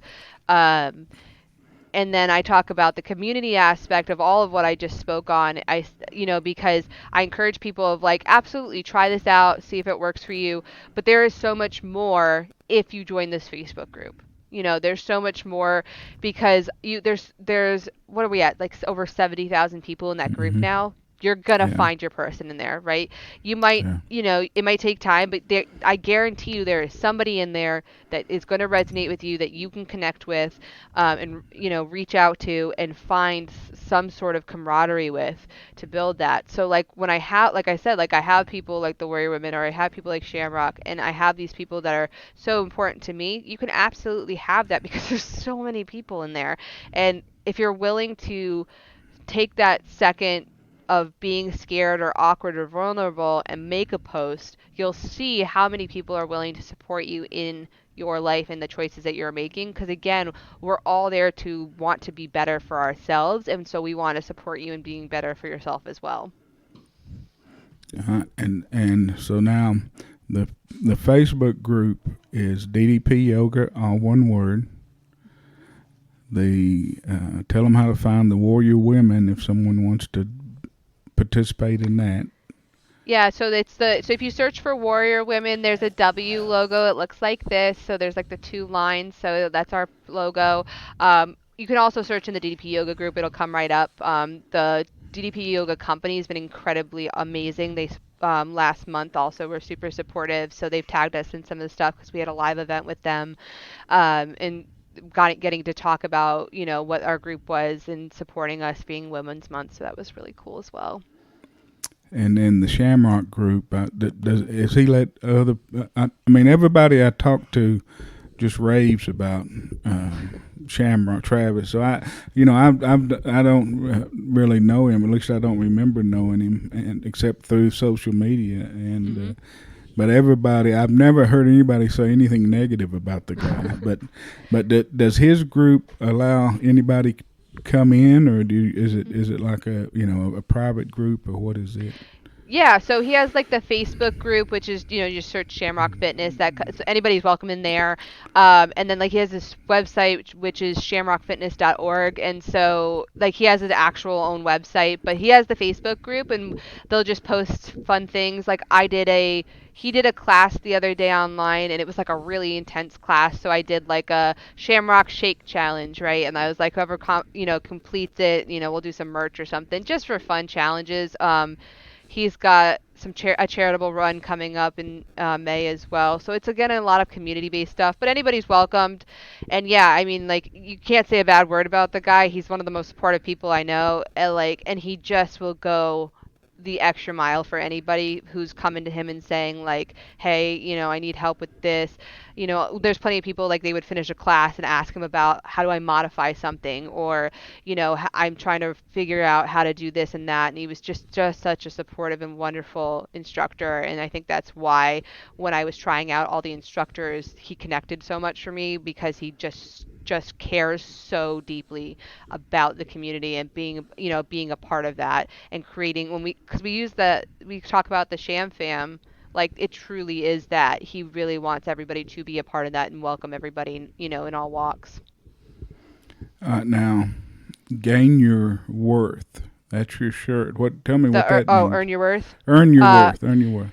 yeah. So this is a shirt that I created. I think last year I worked on creating the design, and so in Celtic mythology, there's the entity the Morrigan, and the Morrigan is a mythical kind of a woman, but not really. It's just like more of an entity, and she calls men to battle and inspires them, and creates their passion to fight, in like a positive way of like spurning you into your energy. And she is very much like a supporting, protecting, kind of a concept.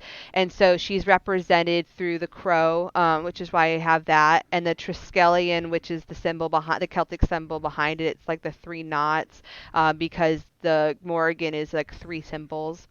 And so for me, earn your worth particularly meant, because everyone like talks about like knowing that you're worth something. And that's great that you know that this is your worth, but you need to earn that every day. And how you earn that completely varies. But the fact that you know that you are worth that fight, which is something I tell people all the time. I go, you are worthy of that. You are worth your own life. You are worth taking the time to fight for your own self, to fight for your health, to fight for your wellness, to fight for your family, to fight for whoever, right? And so earning your worth means that you're going to take the time to not only knowing what you need to do, but every day doing that in some form. That could be meeting your workout goal, eating the right thing, getting to sleep on time, drinking the water, or it's the care of like, I went and spent time with my family because that's what I really needed to do. It's caring for yourself in all those ways, because yes, you are worthy, but you need to keep proving that to yourself. And so I want people to earn their worth in that way. I love it. I love it. How do you spell Morgan? Morrigan is Morrigan. More like a Morgan. Are you Irish? Yeah, if we did the ancestry DNA, I'm like half and half Scottish and Irish. I spent some time in Scotland. I want to do that damn one of those ancestors or 23andMe. I'd like Yeah. to do one of my daughter did it, but she hadn't showed it to me yet. She told me a little bit about it, but she said we have some Cro-Magnon, which answers a lot of questions, in our life. But I just felt so at home in Scotland, man. I mean, it felt like home. I'm gonna be so disappointed if I do that damn ancestry.com and it doesn't find any any link to Scotland. I'm gonna be just mortified. Oh no, I know exactly what you mean. I went to Scotland a few years ago, and that's what I said is like it was a feeling. I remember specifically I was like Yeah. standing out on a mountain, and it was a visceral feeling of home. Like I felt so Mm-hmm. connected to a place that I had never really felt connected before. And I know I'm going to go back. There's no doubt. Like I love the Highlands, and it was just such a feeling of like I was home. And so it's something that like later, like long term, like kind of goal. I would love to retire there because it's Mhm. just like that's the place I want to be. I absolutely loved it. Where did you go in Scotland? Where all did you go? So we did mostly the Highlands, I would Inverness, and that kind of area. I think we flew into Inverness and did a lot of trekking out there. Did a lot of hiking and stuff, and then go down by Loch Ness, and then I think we flew out of Glasgow, but I was there very briefly. So mostly the Western Highlands, but I want to go back and do like Isle of Skye and a bunch. I want to go to Edinburgh and like a lot of the other areas I haven't been to yet, but I really want to go and see. I can tell you, I was over there in 80, shit, I don't know, 83 or 84. That's how long it's been. It's been 44. Has it been, what is that? No, no, let's see, 83 with, what is that? It's like 29 almost years. 40 years. Yeah, Yeah. I mean, it's been a Yeah. long time. Shit, it's been forever. But anyway, I went over there. I wrecked a car and it crushed my hand. I wrecked it Oh. trying to go to spring break. Um, this was the last semester before I got kicked out of school. We and a fraternity brothers was trying to get to Padre Island for spring break, and we imbibed too much and rolled my 280Z, flipped and rolled it, and I ended up crushing his hand. And luckily, neither one of us died, but in fact, the guy that was with me is still alive today. But we were extremely lucky. But anyway, that it was good to be at Heinz back in those days, and that car was a high school graduation present. But I sold it and bought a cheaper used car. I mean, when I got the insurance proceeds, and I went to England and Scotland and hitchhiked around for a few months, and I was over there with another guy with me, and I'm telling you the story because we immediately hitchhiked up to Scotland, and we got up to Inverness, and we got into a disagreement, and he left Inverness on his own, and so I was there at a bed and breakfast in Inverness by myself. I'm 20 years old, I guess, 19 or 20, and I walked out, started hitchhiking, and hitchhiked down to the Loch Ness, and and did that deal. They look for whatever Nessie or whatever her name is, and then a guy picked me up. I was hitchhiking, and I didn't even know which way to go. I was all by myself, and I didn't know which way I wanted to go. Anything. I was hitchhiking, and some dude picked me up. He said, "Where you going?" I said, "Shit, I don't know. Where are you going?" and he was going to Edinburgh to get some wax. His girlfriend was a candle maker, and they lived out on this little village on I guess that's the west side of Scotland. They were looking at the Isle of Skye, when you were looking across the water at the Isle of Skye, and but he was going to Edinburgh to pick up this wax and stay with some friends he hadn't seen in a while. So he invited me to go with him. So I went and spent the night at their friend's house, and they were big Scotch drinkers, and I loved Scotch at the time. And so we were drinking all these different Scotches, and then he invited me back to his home, him and his girlfriend, and I stayed there a little while. I helped them demolish. They were doing some remodeling, and I helped them. It was in the fall, and I helped them gather firewood for their big Guy Fawkes bonfire, and so That's that fun. they have every year. So I Yep. helped them build the big Guy Fawkes bonfire, and then parted ways, and went back to Edinburgh and bought some Scotch. He took me to the Scotch Malt Whiskey Society, which was a group he was part of, and where they get the best scotches, the barrels from each of the distilleries, and bottle it on their own. I don't know if it's still there, but it was such a neat experience, and Edinburgh was cool. And I don't know. I was supposed to go all over Europe and everything, but I stayed in Scotland for I went down and seen Glencoe and where they damn near knocked out the McDonald's, and tried to wipe out the McDonald's and the Campbells.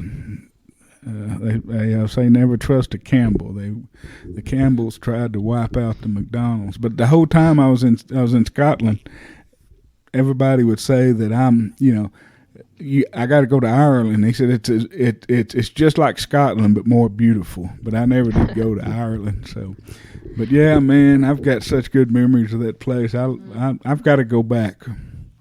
I did Ireland too. I think Ireland was absolutely beautiful, but I didn't have that feeling I did when I was out we did wilderness hikes in Ireland too, but man, there was just something about Scotland. I'll absolutely go back again. I didn't do nearly enough, and I think next time, because we only had a few days, because I had done the UK, so I had done England as well.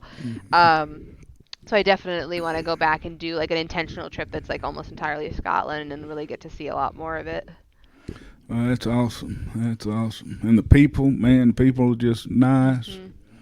Mm-hmm. Some of them are hard to understand, but they're nice.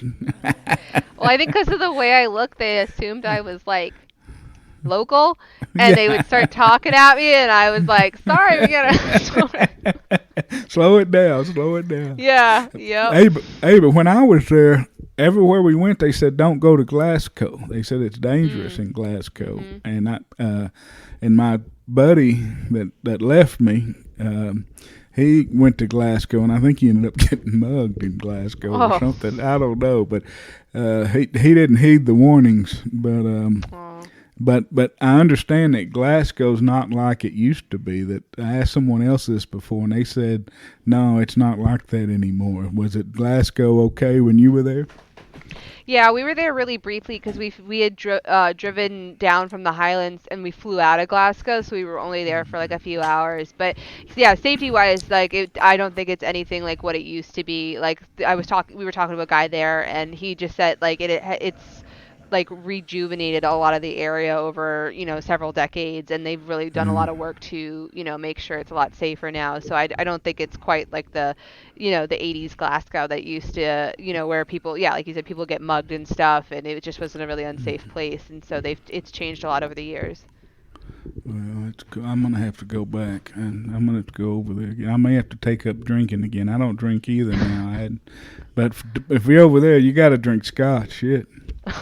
I tried while I was there. It is not, I was still drinking at the time, and it is scotch, whiskey, it is not. I was not my biggest fan. I tried them all because they would be like, no, but you tried. I'm good.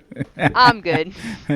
It's definitely an acquired taste. I'll tell you a funny story about that. Down at the deer lease, my son was a little bitty shit, and he asked if he could have a taste of my scotch, and I gave it to him, of course, and then somebody asked him, well, did you like it? Somebody there, and he said, not yet. So he already knew he was going to acquire a taste for it, and he has. So that's funny. I could tell you definitely that was not when I did drink, I liked a tequila. I was always a tequila girl. Ooh. But which is very different. It's a lot lighter, in the sense of taste. So I think it's that intensity of the scotch and whiskeys. I was because they would always try a different one, and I was like, I've tried a lot of them. It's not working. I definitely went through a tequila phase too. That I thought I could drink more than anybody, but it turns out that you need to. Charlie Dix can drink more than anybody. Yeah, I found the guy that could drink more than anybody. So, but yeah, tequila. Funny things happen when you drink tequila. I don't know. It's it's a little different drunk. Yeah, it's definitely. I think that's the one everyone ends up with stories. Yeah, it makes your clothes fall off and things, Yeah. All right. Now, do you mind if we take a break? Now I am going to pick your brain about one thing I really I was most excited about talking to you about. Skin surgery. Absolutely.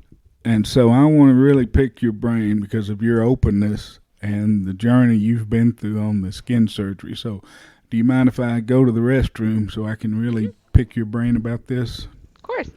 All right, let's take a break and then I'll come back and we won't go much longer, I promise. No worries. All right, I'll be right back. Okay. I meant to tell you before I got off on my tangent about Celtic, Celtic and Scotland and Ireland, that I love Earn Your Worth and I love the story and the symbolism. So good job Oh, on the thank you. shirt. I give you an A plus on the shirt. Thank you.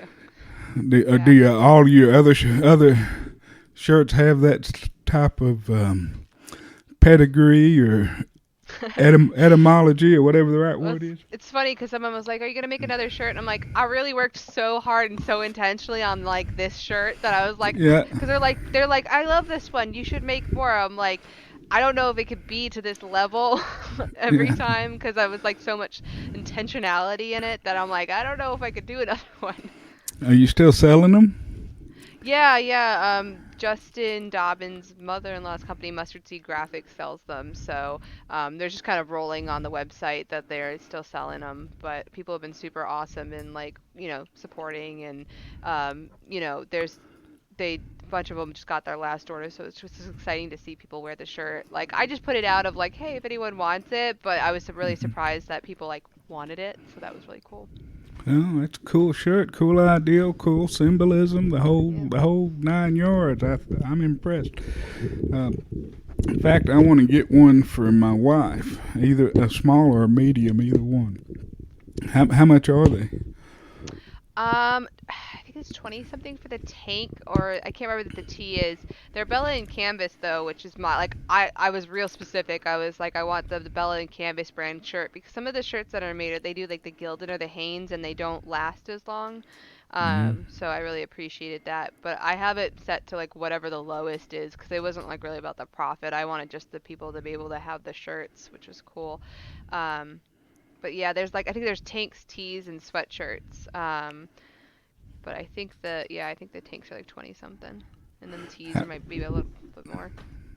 how does it work? I never have sold merch. I've always wanted to sell some kind of merch, Mhm. like the hashtag Team Vance or something. Yeah. I've never done it. How do you set that up? How do you do that? Well, so just like I said, Justin Dobbins' mother-in-law runs a company, so I go through her website. Like they do they order the shirts and then do the prints and send them out.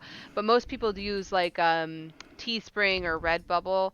So you create the design and then you just go through one of those two companies and they'll just print them off for you. So you can set like what colors you want to offer, what sizes and like like I said, the brand of shirt because some of the shirts like Gildan or Hanes aren't like they don't have as long they're not as long lasting. So if you want like a higher quality like shirt product, you can select that and it's pretty intuitive. Okay. All right. Now um, what I really wanted to know about because I can't tell you how many questions how many people have asked me, "Are you gonna get the skin surgery?" or "What is the loose skin like?" or whenever someone learns that I've lost some weight, they immediately ask first about the loose skin, and you're the only person that I know that's been so open and transparent about the whole process. So, for the people that don't know, please give them a little um, synopsis of your journey. Yeah.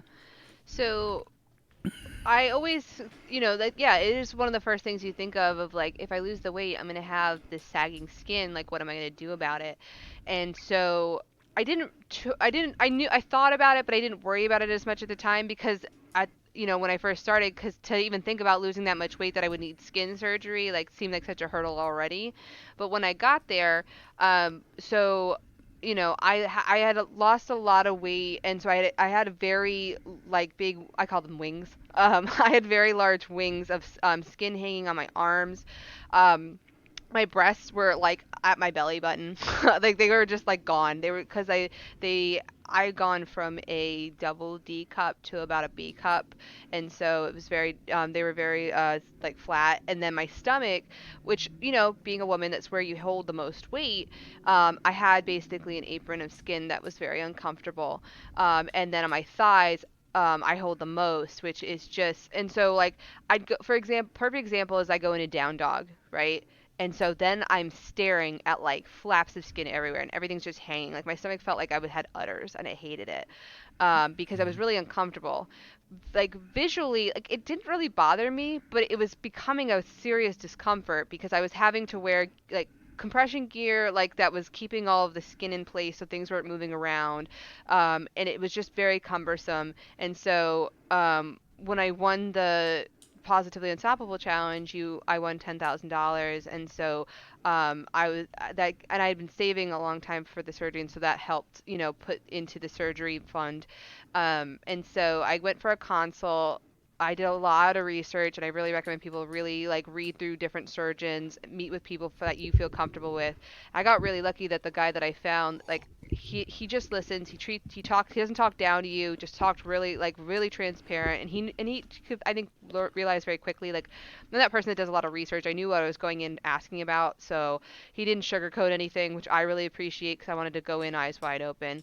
And so I said to, I wanted my arms taken care of, my chest reconstruct, like I want my chest put back up, and then my stomach and my thighs. But you can't have them done all at once because they're conflicting surgeries, like in sense of pulling on the stitches and stuff. So he said what I can do is that I can do in the first surgery, I can do your arms, your chest, and your stomach.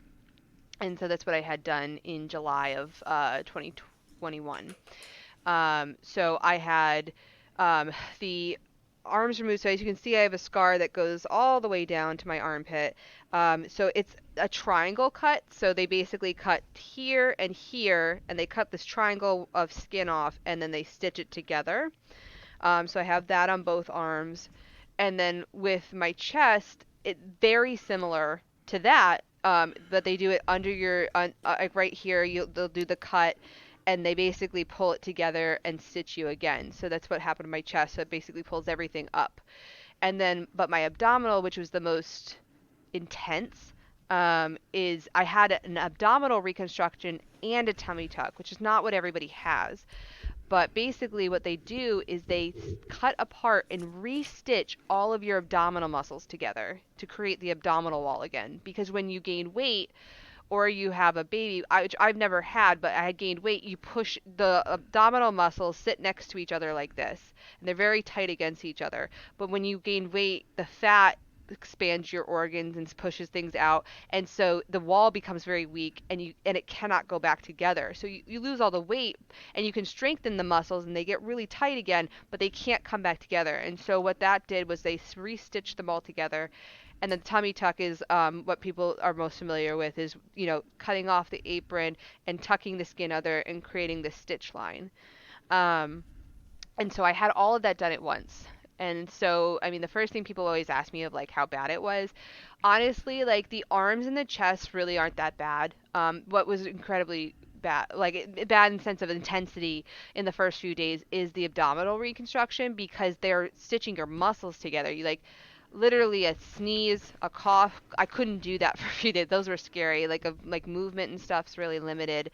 You wear compression gear, so I was in full compression gear. I had these compression sleeves, a big chest binder, and a big abdominal binder. And so I was on bed rest for like full bed rest for like at least 3 weeks, I think. Like I got up and moved around. Like literally within the first few days, they want you to do walking, but like that walking in the sense of like I walked down the hall and made it back to the bed. Like you would start really slow. But I was out of work. You're usually out of work 6 to 8 weeks with that. The chest and the arms, if you have them by yourself, it's a lot faster of a recovery and you can get back to work sooner. But because the abdominal reconstruction is so severe, I took the summer to do this, and I thankfully had enough time saved up that I could do that. But obviously, it's a huge impact. And the other thing they always ask about, I would say most commonly, is the cost of it. To be very transparent, I paid this out of pocket. There's no insurance for this, and so for all three surgeries together, you know, nose to snout is $17,000, which I know is a lot of money. It took a lot of time saving that, but that also included the touch-up surgery too. So which again I didn't know about. It was like, so I noticed that there was a little bit on this side where it was still sagging a little. So it was a really small in-house procedure where he just like tucked it a little bit more, tucked it a little bit here, like very minor things, but that's included as well.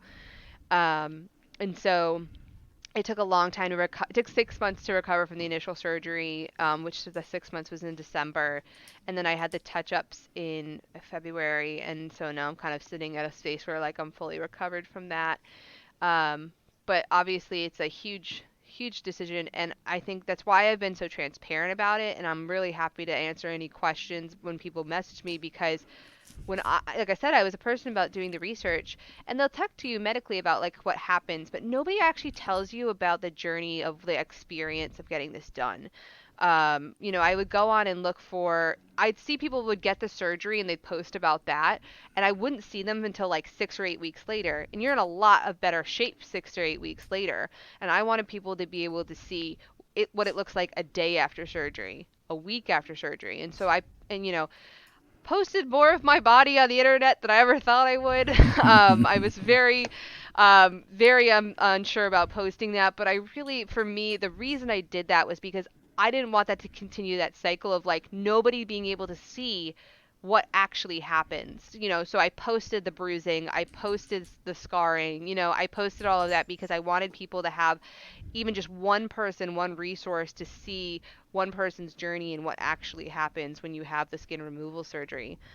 So right now, like I said, I do have the scars, and I do a lot of, particularly I would say women ask me like about getting the scars covered by like tattoos or getting them reduced or something. For me, that's never been a concern because it shows, for me, it's like it shows a mark of like the journey that I've made and the successes that I have. So I'm never really worried about the scarring.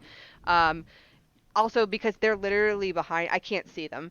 I can Mm-hmm. feel them for sure, like they're definitely still going down. They take a long time to go down, but it's never bothered me. um, and then I still have my thighs to do. My thighs are actually the largest amount of skin removal. I had total 5 pounds of skin removed between all three surgeries that I had the first time. My thighs on their own, like that will be the largest. But I'm again saving up for that, so I will have it eventually, but it will put me out of commission again because the way they do that one is they make a cut, like if this is my leg, from your knee, like if they cut from the inner part of your knee all the way up to your groin, and then into your like where your groin is like this, that's the cut. They make a Y cut, and so again, you'll be on bed rest, so I'll have that eventually. But right now I'm doing great. Had to work back up from all the workouts and stuff, but it's kind of the overview of all of my surgery. See, I thought you'd had the legs ones done too. I didn't No, realize you still had more to go.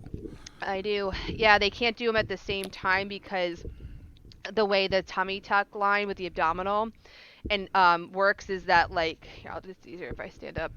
Mm-hmm. So right this is where the cut line is, Yeah. and for the thigh surgery they would cut right here, and so they would just pull, and so it'd be really unsafe. So the doc won't do it. Um, because I would have to be bent over like this for like months because you can't pull on them. So it was just safer to do them separately. How much um, so the 17,000? Yep. That's everything. That's the anesthesiologist, hmm the The whole surgical kit and center, caboodle. hospital, the Yep. therapy, everything. I joke because I said the doc was the cheapest part of that. Like when you look at the bill, the hospital booking is what costs us so much because our healthcare system's like kaflooey. But yeah, Mm-hmm. you have to book a hospital room, you book an anesthesiologist, and you book a doctor, and so all of that gets paid into that.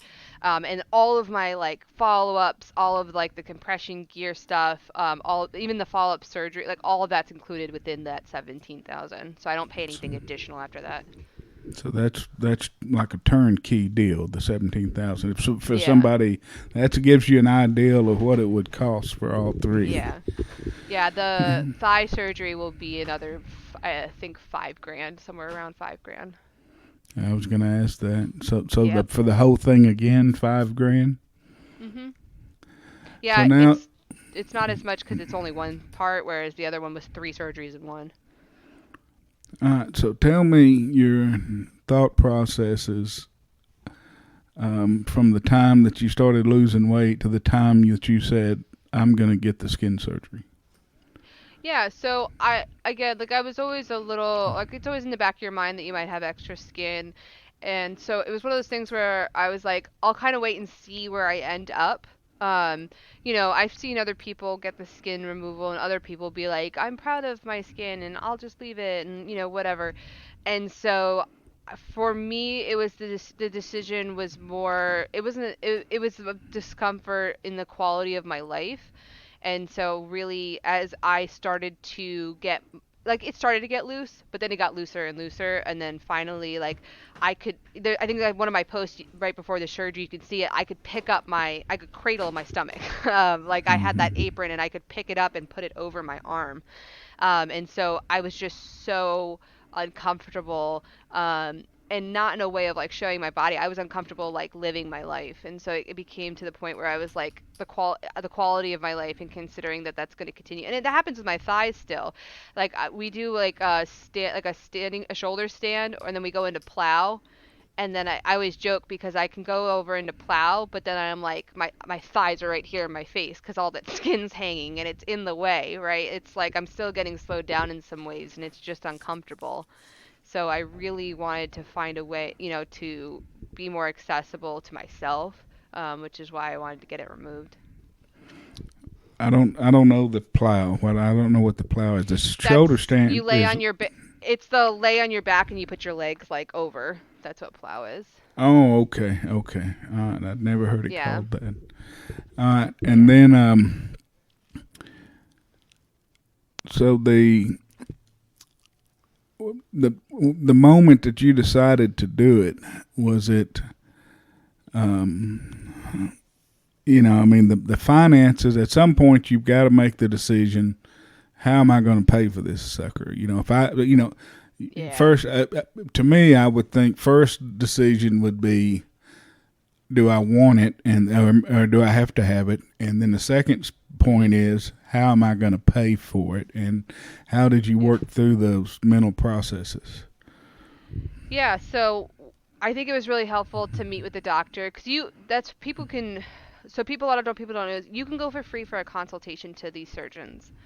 So you can go with them and have a conversation. And like I said, my guy was really transparent about what the surgeries would look like, what it would cost. Like they give you an estimate afterward. Like they send you all the paperwork of like here's the breakdown, and that was super helpful. So that so even if I couldn't afford it at that moment, I had a goal to work towards. With it.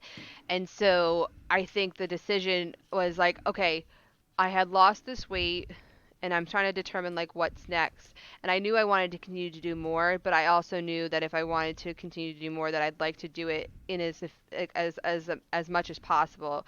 And I think getting rid of the skin was allowing that, was allowing more movement, was allowing more access. And so with the cost, like I said, I got very fortunate of winning the challenge, so that money was a huge part of that. Like that really helped me contribute to that. And so my partner at the time and I were able to kind of like pool all the funds and make this happen. But I'm also very cognizant that not everybody has that flexibility. I don't have any kids. I do have my student loans, but aside from that, like I don't have a lot of other costs in my life, so I was able to like really intentionally try to save for that, um, and make that happen. Which is what doing the same thing again now is like I have a fund that I'm like I put money aside every paycheck for the thighs so that when it's time I have it ready to go. Now, what surprised you the most? I mean, I know you had probably had expectations, and the doctors and everyone probably made told you what to expect. But what was the biggest surprise out of the process that that shocked you, or maybe not shocked you, but at least said, that's I wasn't expecting that. I think so. I knew that there was going to be a mental hurdle of like being on, like going from the day, I think it was the day or two before the surgery, I ran a half marathon, right? Damn. I went from running a half marathon to being in a bed and afraid to cough or sneeze. And being so immobile, I had to be physically assisted by my mom or partner to like to get up to go to the bathroom. And then they had to assist me in the bathroom. So to go from this absolute warrior of like where I have fought to on this pinnacle of this mountain to what feels like jumping off a cliff, you know. And I prepared myself in some ways of like I kind of built out what I called the recovery room. We had like a guest bedroom, and so set up the space that was very like I had like a rolling desk, and I had a bunch of like I learned to cross stitch and like all this sort of like keep busy type of little activities stuff, and that was great. But I also didn't realize how reliant I had become on, like I said, my community of doing workouts with my friends. And like the morning of the surgery, I checked it. I was in the hospital, like prepped to go, and I still went onto the Zoom to say, not goodbye, but to say hi to everybody before the surgery because that's what I was doing every morning at 6 a.m. Like, and so to just drop out of the bottom and not have that is huge. Like, and again, I still prepared for that, but you can't fully prepare for it. How much when you have such a lifestyle change that's for your life, for like it's so ingrained in you, and then I can't work out at all. Hell, I can't walk down the hall by myself. I am very stubborn, and so very determined. Well, So I that's think Irish and getting me Scottish in you. little bit, and so getting that, like I was like I immediately with the doctor was like, okay, so what can I do, what can I not do? Absolutely, I followed all of his stuff. Like I didn't do anything ahead of time, but the minute he said you can go for a walk or you can do this form of yoga, like really light stuff, or but as soon as he said I could do it, I was absolutely doing it again because that's the hardest part is like you're sitting there, you're by yourself, you can't move, and it was funny because that girl at 299 pounds wouldn't have had such an issue with it because she was sitting all the time watching movies and eating food. She wouldn't have been worried about it, right? But now it's freaking me out because I feel like I'm going to gain weight, right? Like I feel like I was really scared about what I was going to eat. I was scared about my activity levels because I'm like, I'm getting this surgery because I've lost all this weight and I have excess skin. Then it terrified me that I could potentially, gain something back, which I mean, if obviously from a more logical standpoint, obviously like I've come this far and I'm not going to mess that up, but it's a fear. And so I don't think you realize how bad that fear is or how bad that mental game could be until you're sitting in it, confronted with it. And so thankfully, like again, I had a wonderful support system and people checking, and I was able to start moving, and but even now, I had that in July of last year, and now we're sitting in April, so we're like only a few months short of a year, and just now I am getting back to fully running, and fully doing all of my, now I'm doing bodybuilding and weightlifting and all these things that I've been wanting to do, but it's taken so long to get back to it, and you have to be really patient, which is not a strong suit of mine, that again, but like that's the impatience and the stubbornness, it can, but you can use that in a good way. Like that kept me going, that kept me wanting that and using the fear to use it as a fuel to get myself out of the bed and do what I could to take care of myself and, move forward. Um, is there, I don't know anything about the process, but is there therapy you go through after the surgeries, or do you just slowly start redoing your activities of daily living? Hmm. Some doctors offer it, some of them don't. It just depends on who you go to as to what they suggest. I think my doc knew because of all of the stuff I already did. Like I didn't really need to be recommended a lot because he knew I had such a strong support system, and particularly I was so active. Because I joke because I went to the where his office is in like that old rich like white lady part of Connecticut, like where they go to country clubs and whatever, which is not who I am. So I throw him off every time. Like I got dark humor and I'm coming in and like I'm really fitness and I'm active, and I think he's Yeah. just used to like doing like old ladies doing Botox kind of thing, and then Hmm. here's me and I'm coming from a completely different path. So I think it was like he was never really as worried about it because he could tell like I was gonna one listen to what he was saying, because he said like there'd be people all the time that like they get done with the surgeries and not listen to recommendations. For example, the compression gear has to stay on for weeks, which by the way is incredibly hard and makes your skin crawl, but it's really important to keep the compression gear on to keep everything healing. But he would have people that would just take it off, a few weeks out, and then they would wonder why their results aren't as good. It's that kind of stuff. So I think it was just really important about listening. And yeah, I think that it was just really making sure that you're taking care of yourself as optimally as possible. Mentally, are you glad you did it, or do you have reservations about going through it again? I'm absolutely glad that I did it. It scares me to do it again. Only because I wouldn't maybe not scared, frustrates me, exhausts me. I don't know. It just because I know that like I know I can do it again, and I know I Hmm. can go back to this point because I've done it. Now I'll have had to do it twice, because I know I can. It's not restarting all the way from the bottom. It feels like it, because you're again getting really restricted. But my goal now, though, is to be even more strong than I was when I started the last surgery, right? So that's why I've added in, like, I do the Jack program, I do bodybuilding, weightlifting, because I want to build a lot more muscle, so that I have more strength in myself. Like I was already decently like it's not toned, I would say, before, but I really want to have a lot more built, and I want to run again so that I have.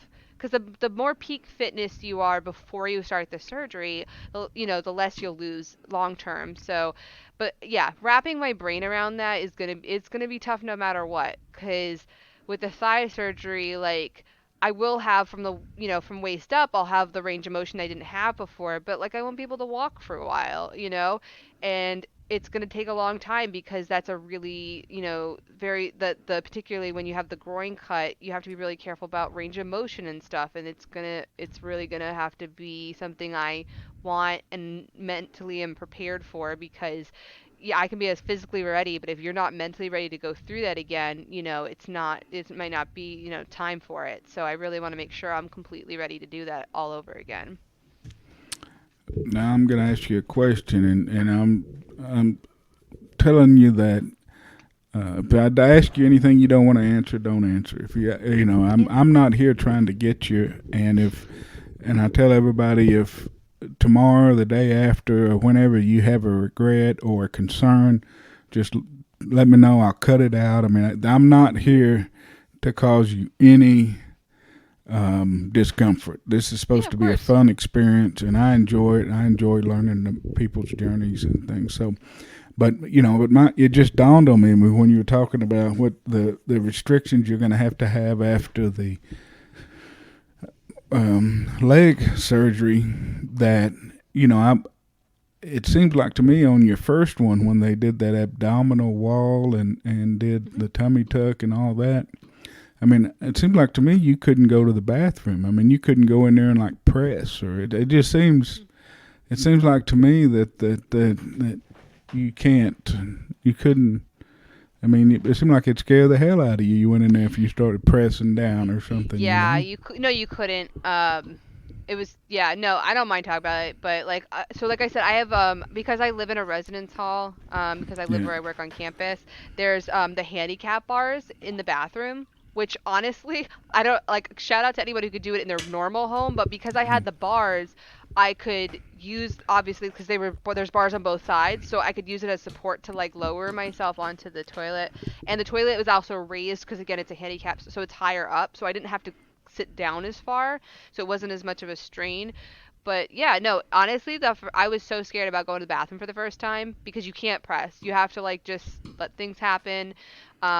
And so it's very that I mean that goes right back to being careful about what you eat and stuff because that's going to Hmm. digest and it's going to come out a certain way. Yeah, it's all that kind of stuff where you really have to be so intentional and so thought out, about something that you'll never have had to think about before. But thankfully the really intense, like having to be careful about pressing and stuff, like, and going to the bathroom, that's only for the first few days. I would say week and a half is when it's at its most intense, and after that, like, absolutely you still have to be careful and it's very tender, but the really intense levels are only for the first, like I said, week and a half, and then it does lessen a lot, which is good.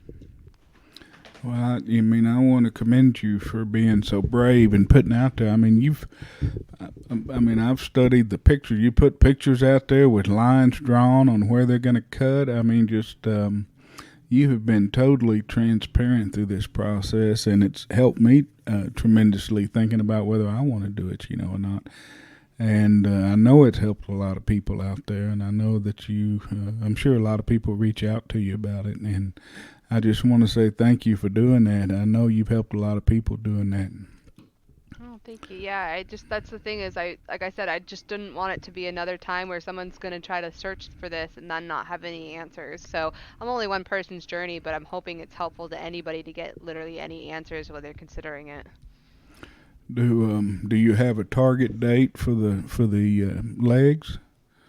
Well, I like I said, I'm interviewing for jobs right now, so that also is going to affect it because if I have to move somewhere else, I'd really like to continue with the surgeon I already had because he's familiar, obviously, with my case history, which Hmm. means I would have to figure out a lot of logistics about, obviously with a new job, you got to save up time off and all that kind of stuff, but then also it's a lot of time in bed and out of work. So, um, I ideally, if I were to get a new job, I'd save up the time off and stuff. And then, because I work in higher ed, it's, summer's the best time. So it wouldn't be till at least next summer, if not the one after that. But I'm okay with that right now. The work, my job is currently a priority of getting a new job. And so I could do it right now. Like, I could do it this summer if I wanted. But, we're kind of waiting to see what happens with work and stuff and then playing it by ear from that. When I posted my first weigh in at 475 in my underwear, Mary thought I was going to get fired for doing that. It has your transparency been an issue with your work environment, or any of that? Thankfully, no. I was worried about that initially. Like, I think I very gradually, like, slowly shared over time. Like, again, I never thought I'd post as much as I have. Um, and so it was always something on my mind, but that's why in a lot of them I put, like, it's particularly the ones where I'm, not wearing clothes and I've blurred things out or whatever, Mm-hmm. that I put a disclaimer that explains, like, this is truly for medical purposes so that people can understand the process of what I'm talking about. Because Yeah. often, you take your clothes off and people turn it or sexualize it into and that's problematic on their end, not mine. But, Mm-hmm. I worry about that in terms of employment and stuff.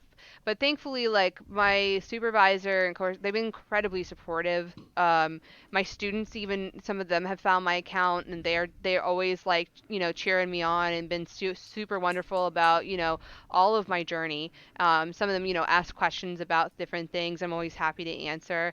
And I think that for me, my hope is that, like, anybody employer wise that would see that would understand what I am trying to achieve there. And, that I'm trying to show people a lifestyle change that's been made, and here's my journey. And I'm hoping that if anybody sees this, it's for the purpose of helping others to see, like, one, it's my own accountability because that's always what that's for, but also to see a journey of a person that's, you have successes and you have failures, and putting it all out there shows other people that, they're not alone, that there's other people that get skin surgery, there's other people that have eating disorders, there's other people that have autoimmune disorders, like, that they are not alone in this. And so that really is the purpose of, having these posted. And so my Instagram is public, so people can always see those posts. But, like, for example, my Facebook is private, and I don't add most people, to like as a friend on there, rather I just, message everybody in the Facebook groups so that I have those boundaries. So for employment wise, like they can still see the Instagram, but maybe they don't see my Facebook stuff. And so, just varying that a little bit. But again, like I've been very lucky that people have been so incredibly supportive. What about trolls? Do you get very many trolls or comments and things like that? I would say the most that I do get some creeps, some lecherous gentlemen, to put it nicely. I I think wouldn't call them that's I gentlemen think that's a personally. man. What do they call that? A euphemism? That Yeah. Yeah. Unfortunately, yeah, like I will say, like overall super positive, super supportive people, but the underbelly there, as there always is some guys making some really inappropriate, pretty disgusting things like in comments or direct messaging things. And I think that's also another part of the disclaimer for me in putting those on posts now, because I used to not put them, and I've noticed that some of the noise has reduced when I do put those on there, because I think a lot of them have learned very quickly that like I don't have time for that, and like I will not tolerate it. But yeah, some of them just it's just they see a woman who is exposing her body, therefore they feel the urge to comment on it or reach out about whatever. And so unfortunately that has been some of the experience, which it's like one of those like people like, oh, that comes with the territory, but at the same time, like that's not okay. Like yeah. I'm a person. It's and so thankfully I'm very confident and solid in who I am, because there's other women that happens to who aren't. And God, I've heard so many stories of how that's affected them. How they feel so much worse, or it affects their health and well-being because they get these comments from that are unsolicited. And so thankfully, like I just give them the business and block them or report them. But, unfortunately, that's not always the case for other women. So it's just something that it does happen, but doesn't make it okay. What have you found to be the best way to handle those trolls? Um, Most of them I don't even respond to.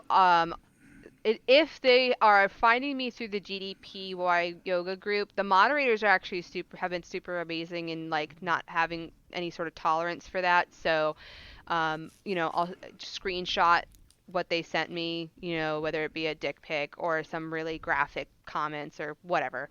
Screenshot that. I'll send that to the moderators, and they'll kick the person out of the group, and then I'll block them. Um, I never respond to them. Usually, if it's like a direct message, like I would never indulge bad behavior. If it's something on someone commenting on one of the posts, honestly, usually someone else in the community usually responds to it before I do, in reporting it or just having it out with the person. For me, I don't really have any sort of interest in indulging that, because, you at some point know they shouldn't be doing that. It's inappropriate, and I don't give them any power, because by responding to them, I feel like that gives them the power that they want, and I'm not about that, because like that's not what I'm here for. This is about a mental, physical transformation and journey, and you're not respecting that. All right, I'm almost done. I'm gonna ask you some general questions I asked everybody, and then I'm gonna look back through my notes and see what I missed, and we'll be done. But one one general question I asked everybody is, how has social media affected your journey? Because it's been such a big part of my journey. So I ask everybody how social media has affected their journey. Yeah, I don't think I would have had the journey I had without social media. So like we just talked about like the dark part of it, but I think the light far outweighs that. I still post every single day on my Instagram and in the Facebook group for my own accountability. It has built a network and a support system that I don't think I would have gotten this far. I think I would have done okay, but I don't think I would have hit my goals. I don't think I would have done any of that. And so social media for me has been an incredibly crucial part of this. Um, I think also like noting that I am definitely on the younger end of the spectrum within the group, the DDP Facebook group. Um, I'm more inclined towards social media in some ways. I'm also like, you do TikTok and all the other ones. And so for me, the way I see it is as an opportunity to just experience more of the world, and experience other people and other ideas that you would never get to see before, and that is so deeply ingrained in my story. And will continue to be because I still plan to post indefinitely, and so I really think it just joining those communities in social media has been such a big part of that, and I definitely see that continuing as well. What does the future hold for Dr. Caitlin K? It's funny because like yeah, so I just got my doctorate, healing up for my surgeries. I'm at like a lot of points where like I've hit a lot of like I feel like I'm not just turning the page. I shut that volume and I'm starting the next volume in my life in a lot of ways. Mm-hmm. So I think it's figuring that out. Um, what I want that volume to be. I think that a part of that is, like I said, hopefully getting a new job, particularly potentially in a completely different location.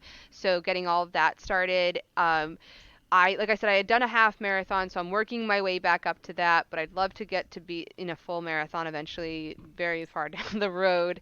But maintenance is not to be like, I think, underwritten. I think it's so important to like value the maintenance work of, am I mentally well? Am I physically well? Am I, emotionally well? Am I taking care of myself? And, underlying all of that, am I maintaining stuff for my autoimmune? And so my next is, thigh surgery eventually, but in the meantime, just new and bigger goals every time. Like I said, like trying to hit the final weight loss goals, trying to, get to the marathon, all of those things of like, I always want to be setting new goals for myself because that's how I maintain my momentum.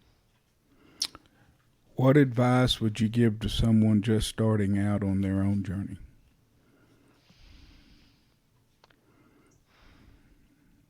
I think you need to find out like truly deeply like why you're doing this because I think it's really easy to say like I'm doing this to lose weight or I'm doing this for that. But not only like okay, so you found out like why you want to do this, but like why do you want to keep doing this? That's the part like it's the going forward day in and day out and slogging through it because there's going to be the initial like people cheering you on and the rah rah, but after that ends, like you still are gonna have to keep going for your own self. Like you have to find your own accountability ways. Everybody does that differently, whether it be the post-its on the mirror, a journal, a partner, a family, like whatever that is for you. Like so find your why, but find why you're gonna keep doing it because it is a lifelong journey. And so if you don't find that motivation or find new motivations, you can stagnate and you're not going to hit that success point that you want and keep it.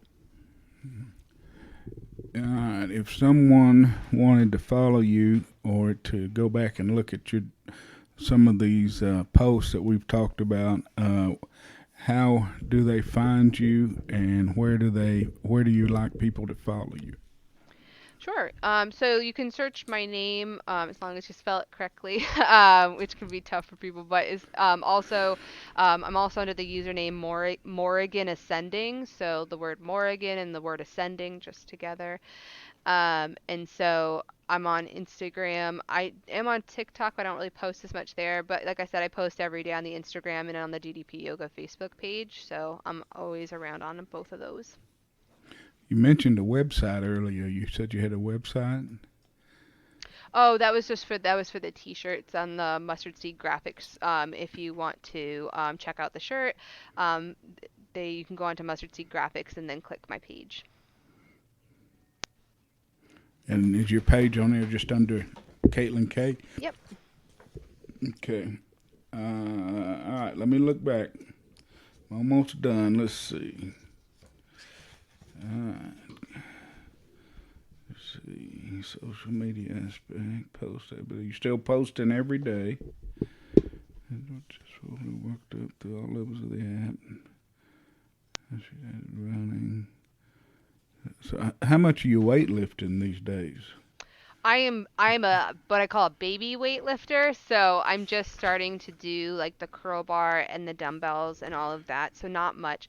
So we have a gym on campus, and actually, next week or the week after, I'm meeting up with some people that are gonna, because I need spotters, because I don't know how to do anything yet, but we're actually going to do a couple different things like deadlifts and jerks and all that to see what I can do because we don't know what my baseline is. So I'm actually going to find out pretty soon. You'll probably see a post about it. I'm excited to kind of find out what my starting is because I have like I'm really strong in my legs. I know if we do leg presses and stuff, like I've got it all day, but my arms are little noodles. So we'll see. We'll see what I can do. Here's something I wanted to ask you about. You casually said your father is a submariner.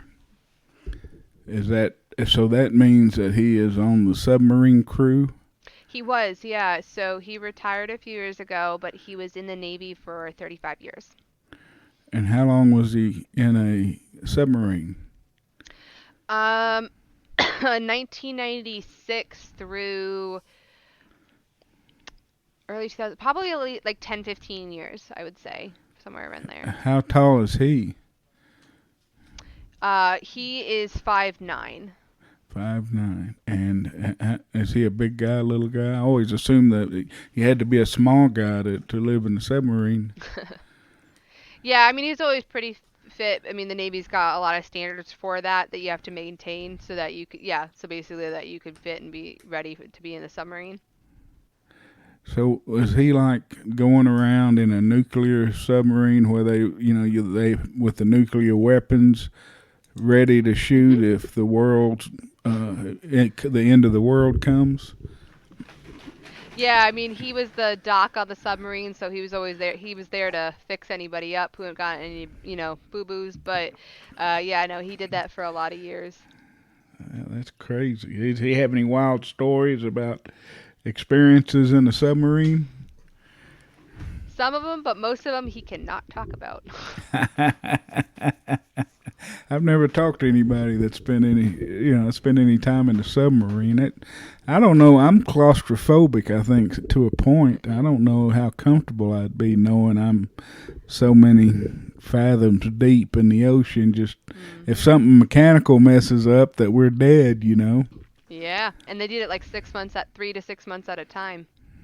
That's crazy. So is there both sexes in there, the men and women? No, it's all men. I don't think it's changed. The ships they'll do both, but as far as I know, it's still all men. All men for 6 months. Yeah. That's got to be crazy. You always hear about like metaphors or analogies. Like a drunken sailor in call. But. That's crazy. 6 months in a submarine with all men. Oh, yeah. There has to be some mental damage done there somewhere. Yeah, I feel like there's definitely something.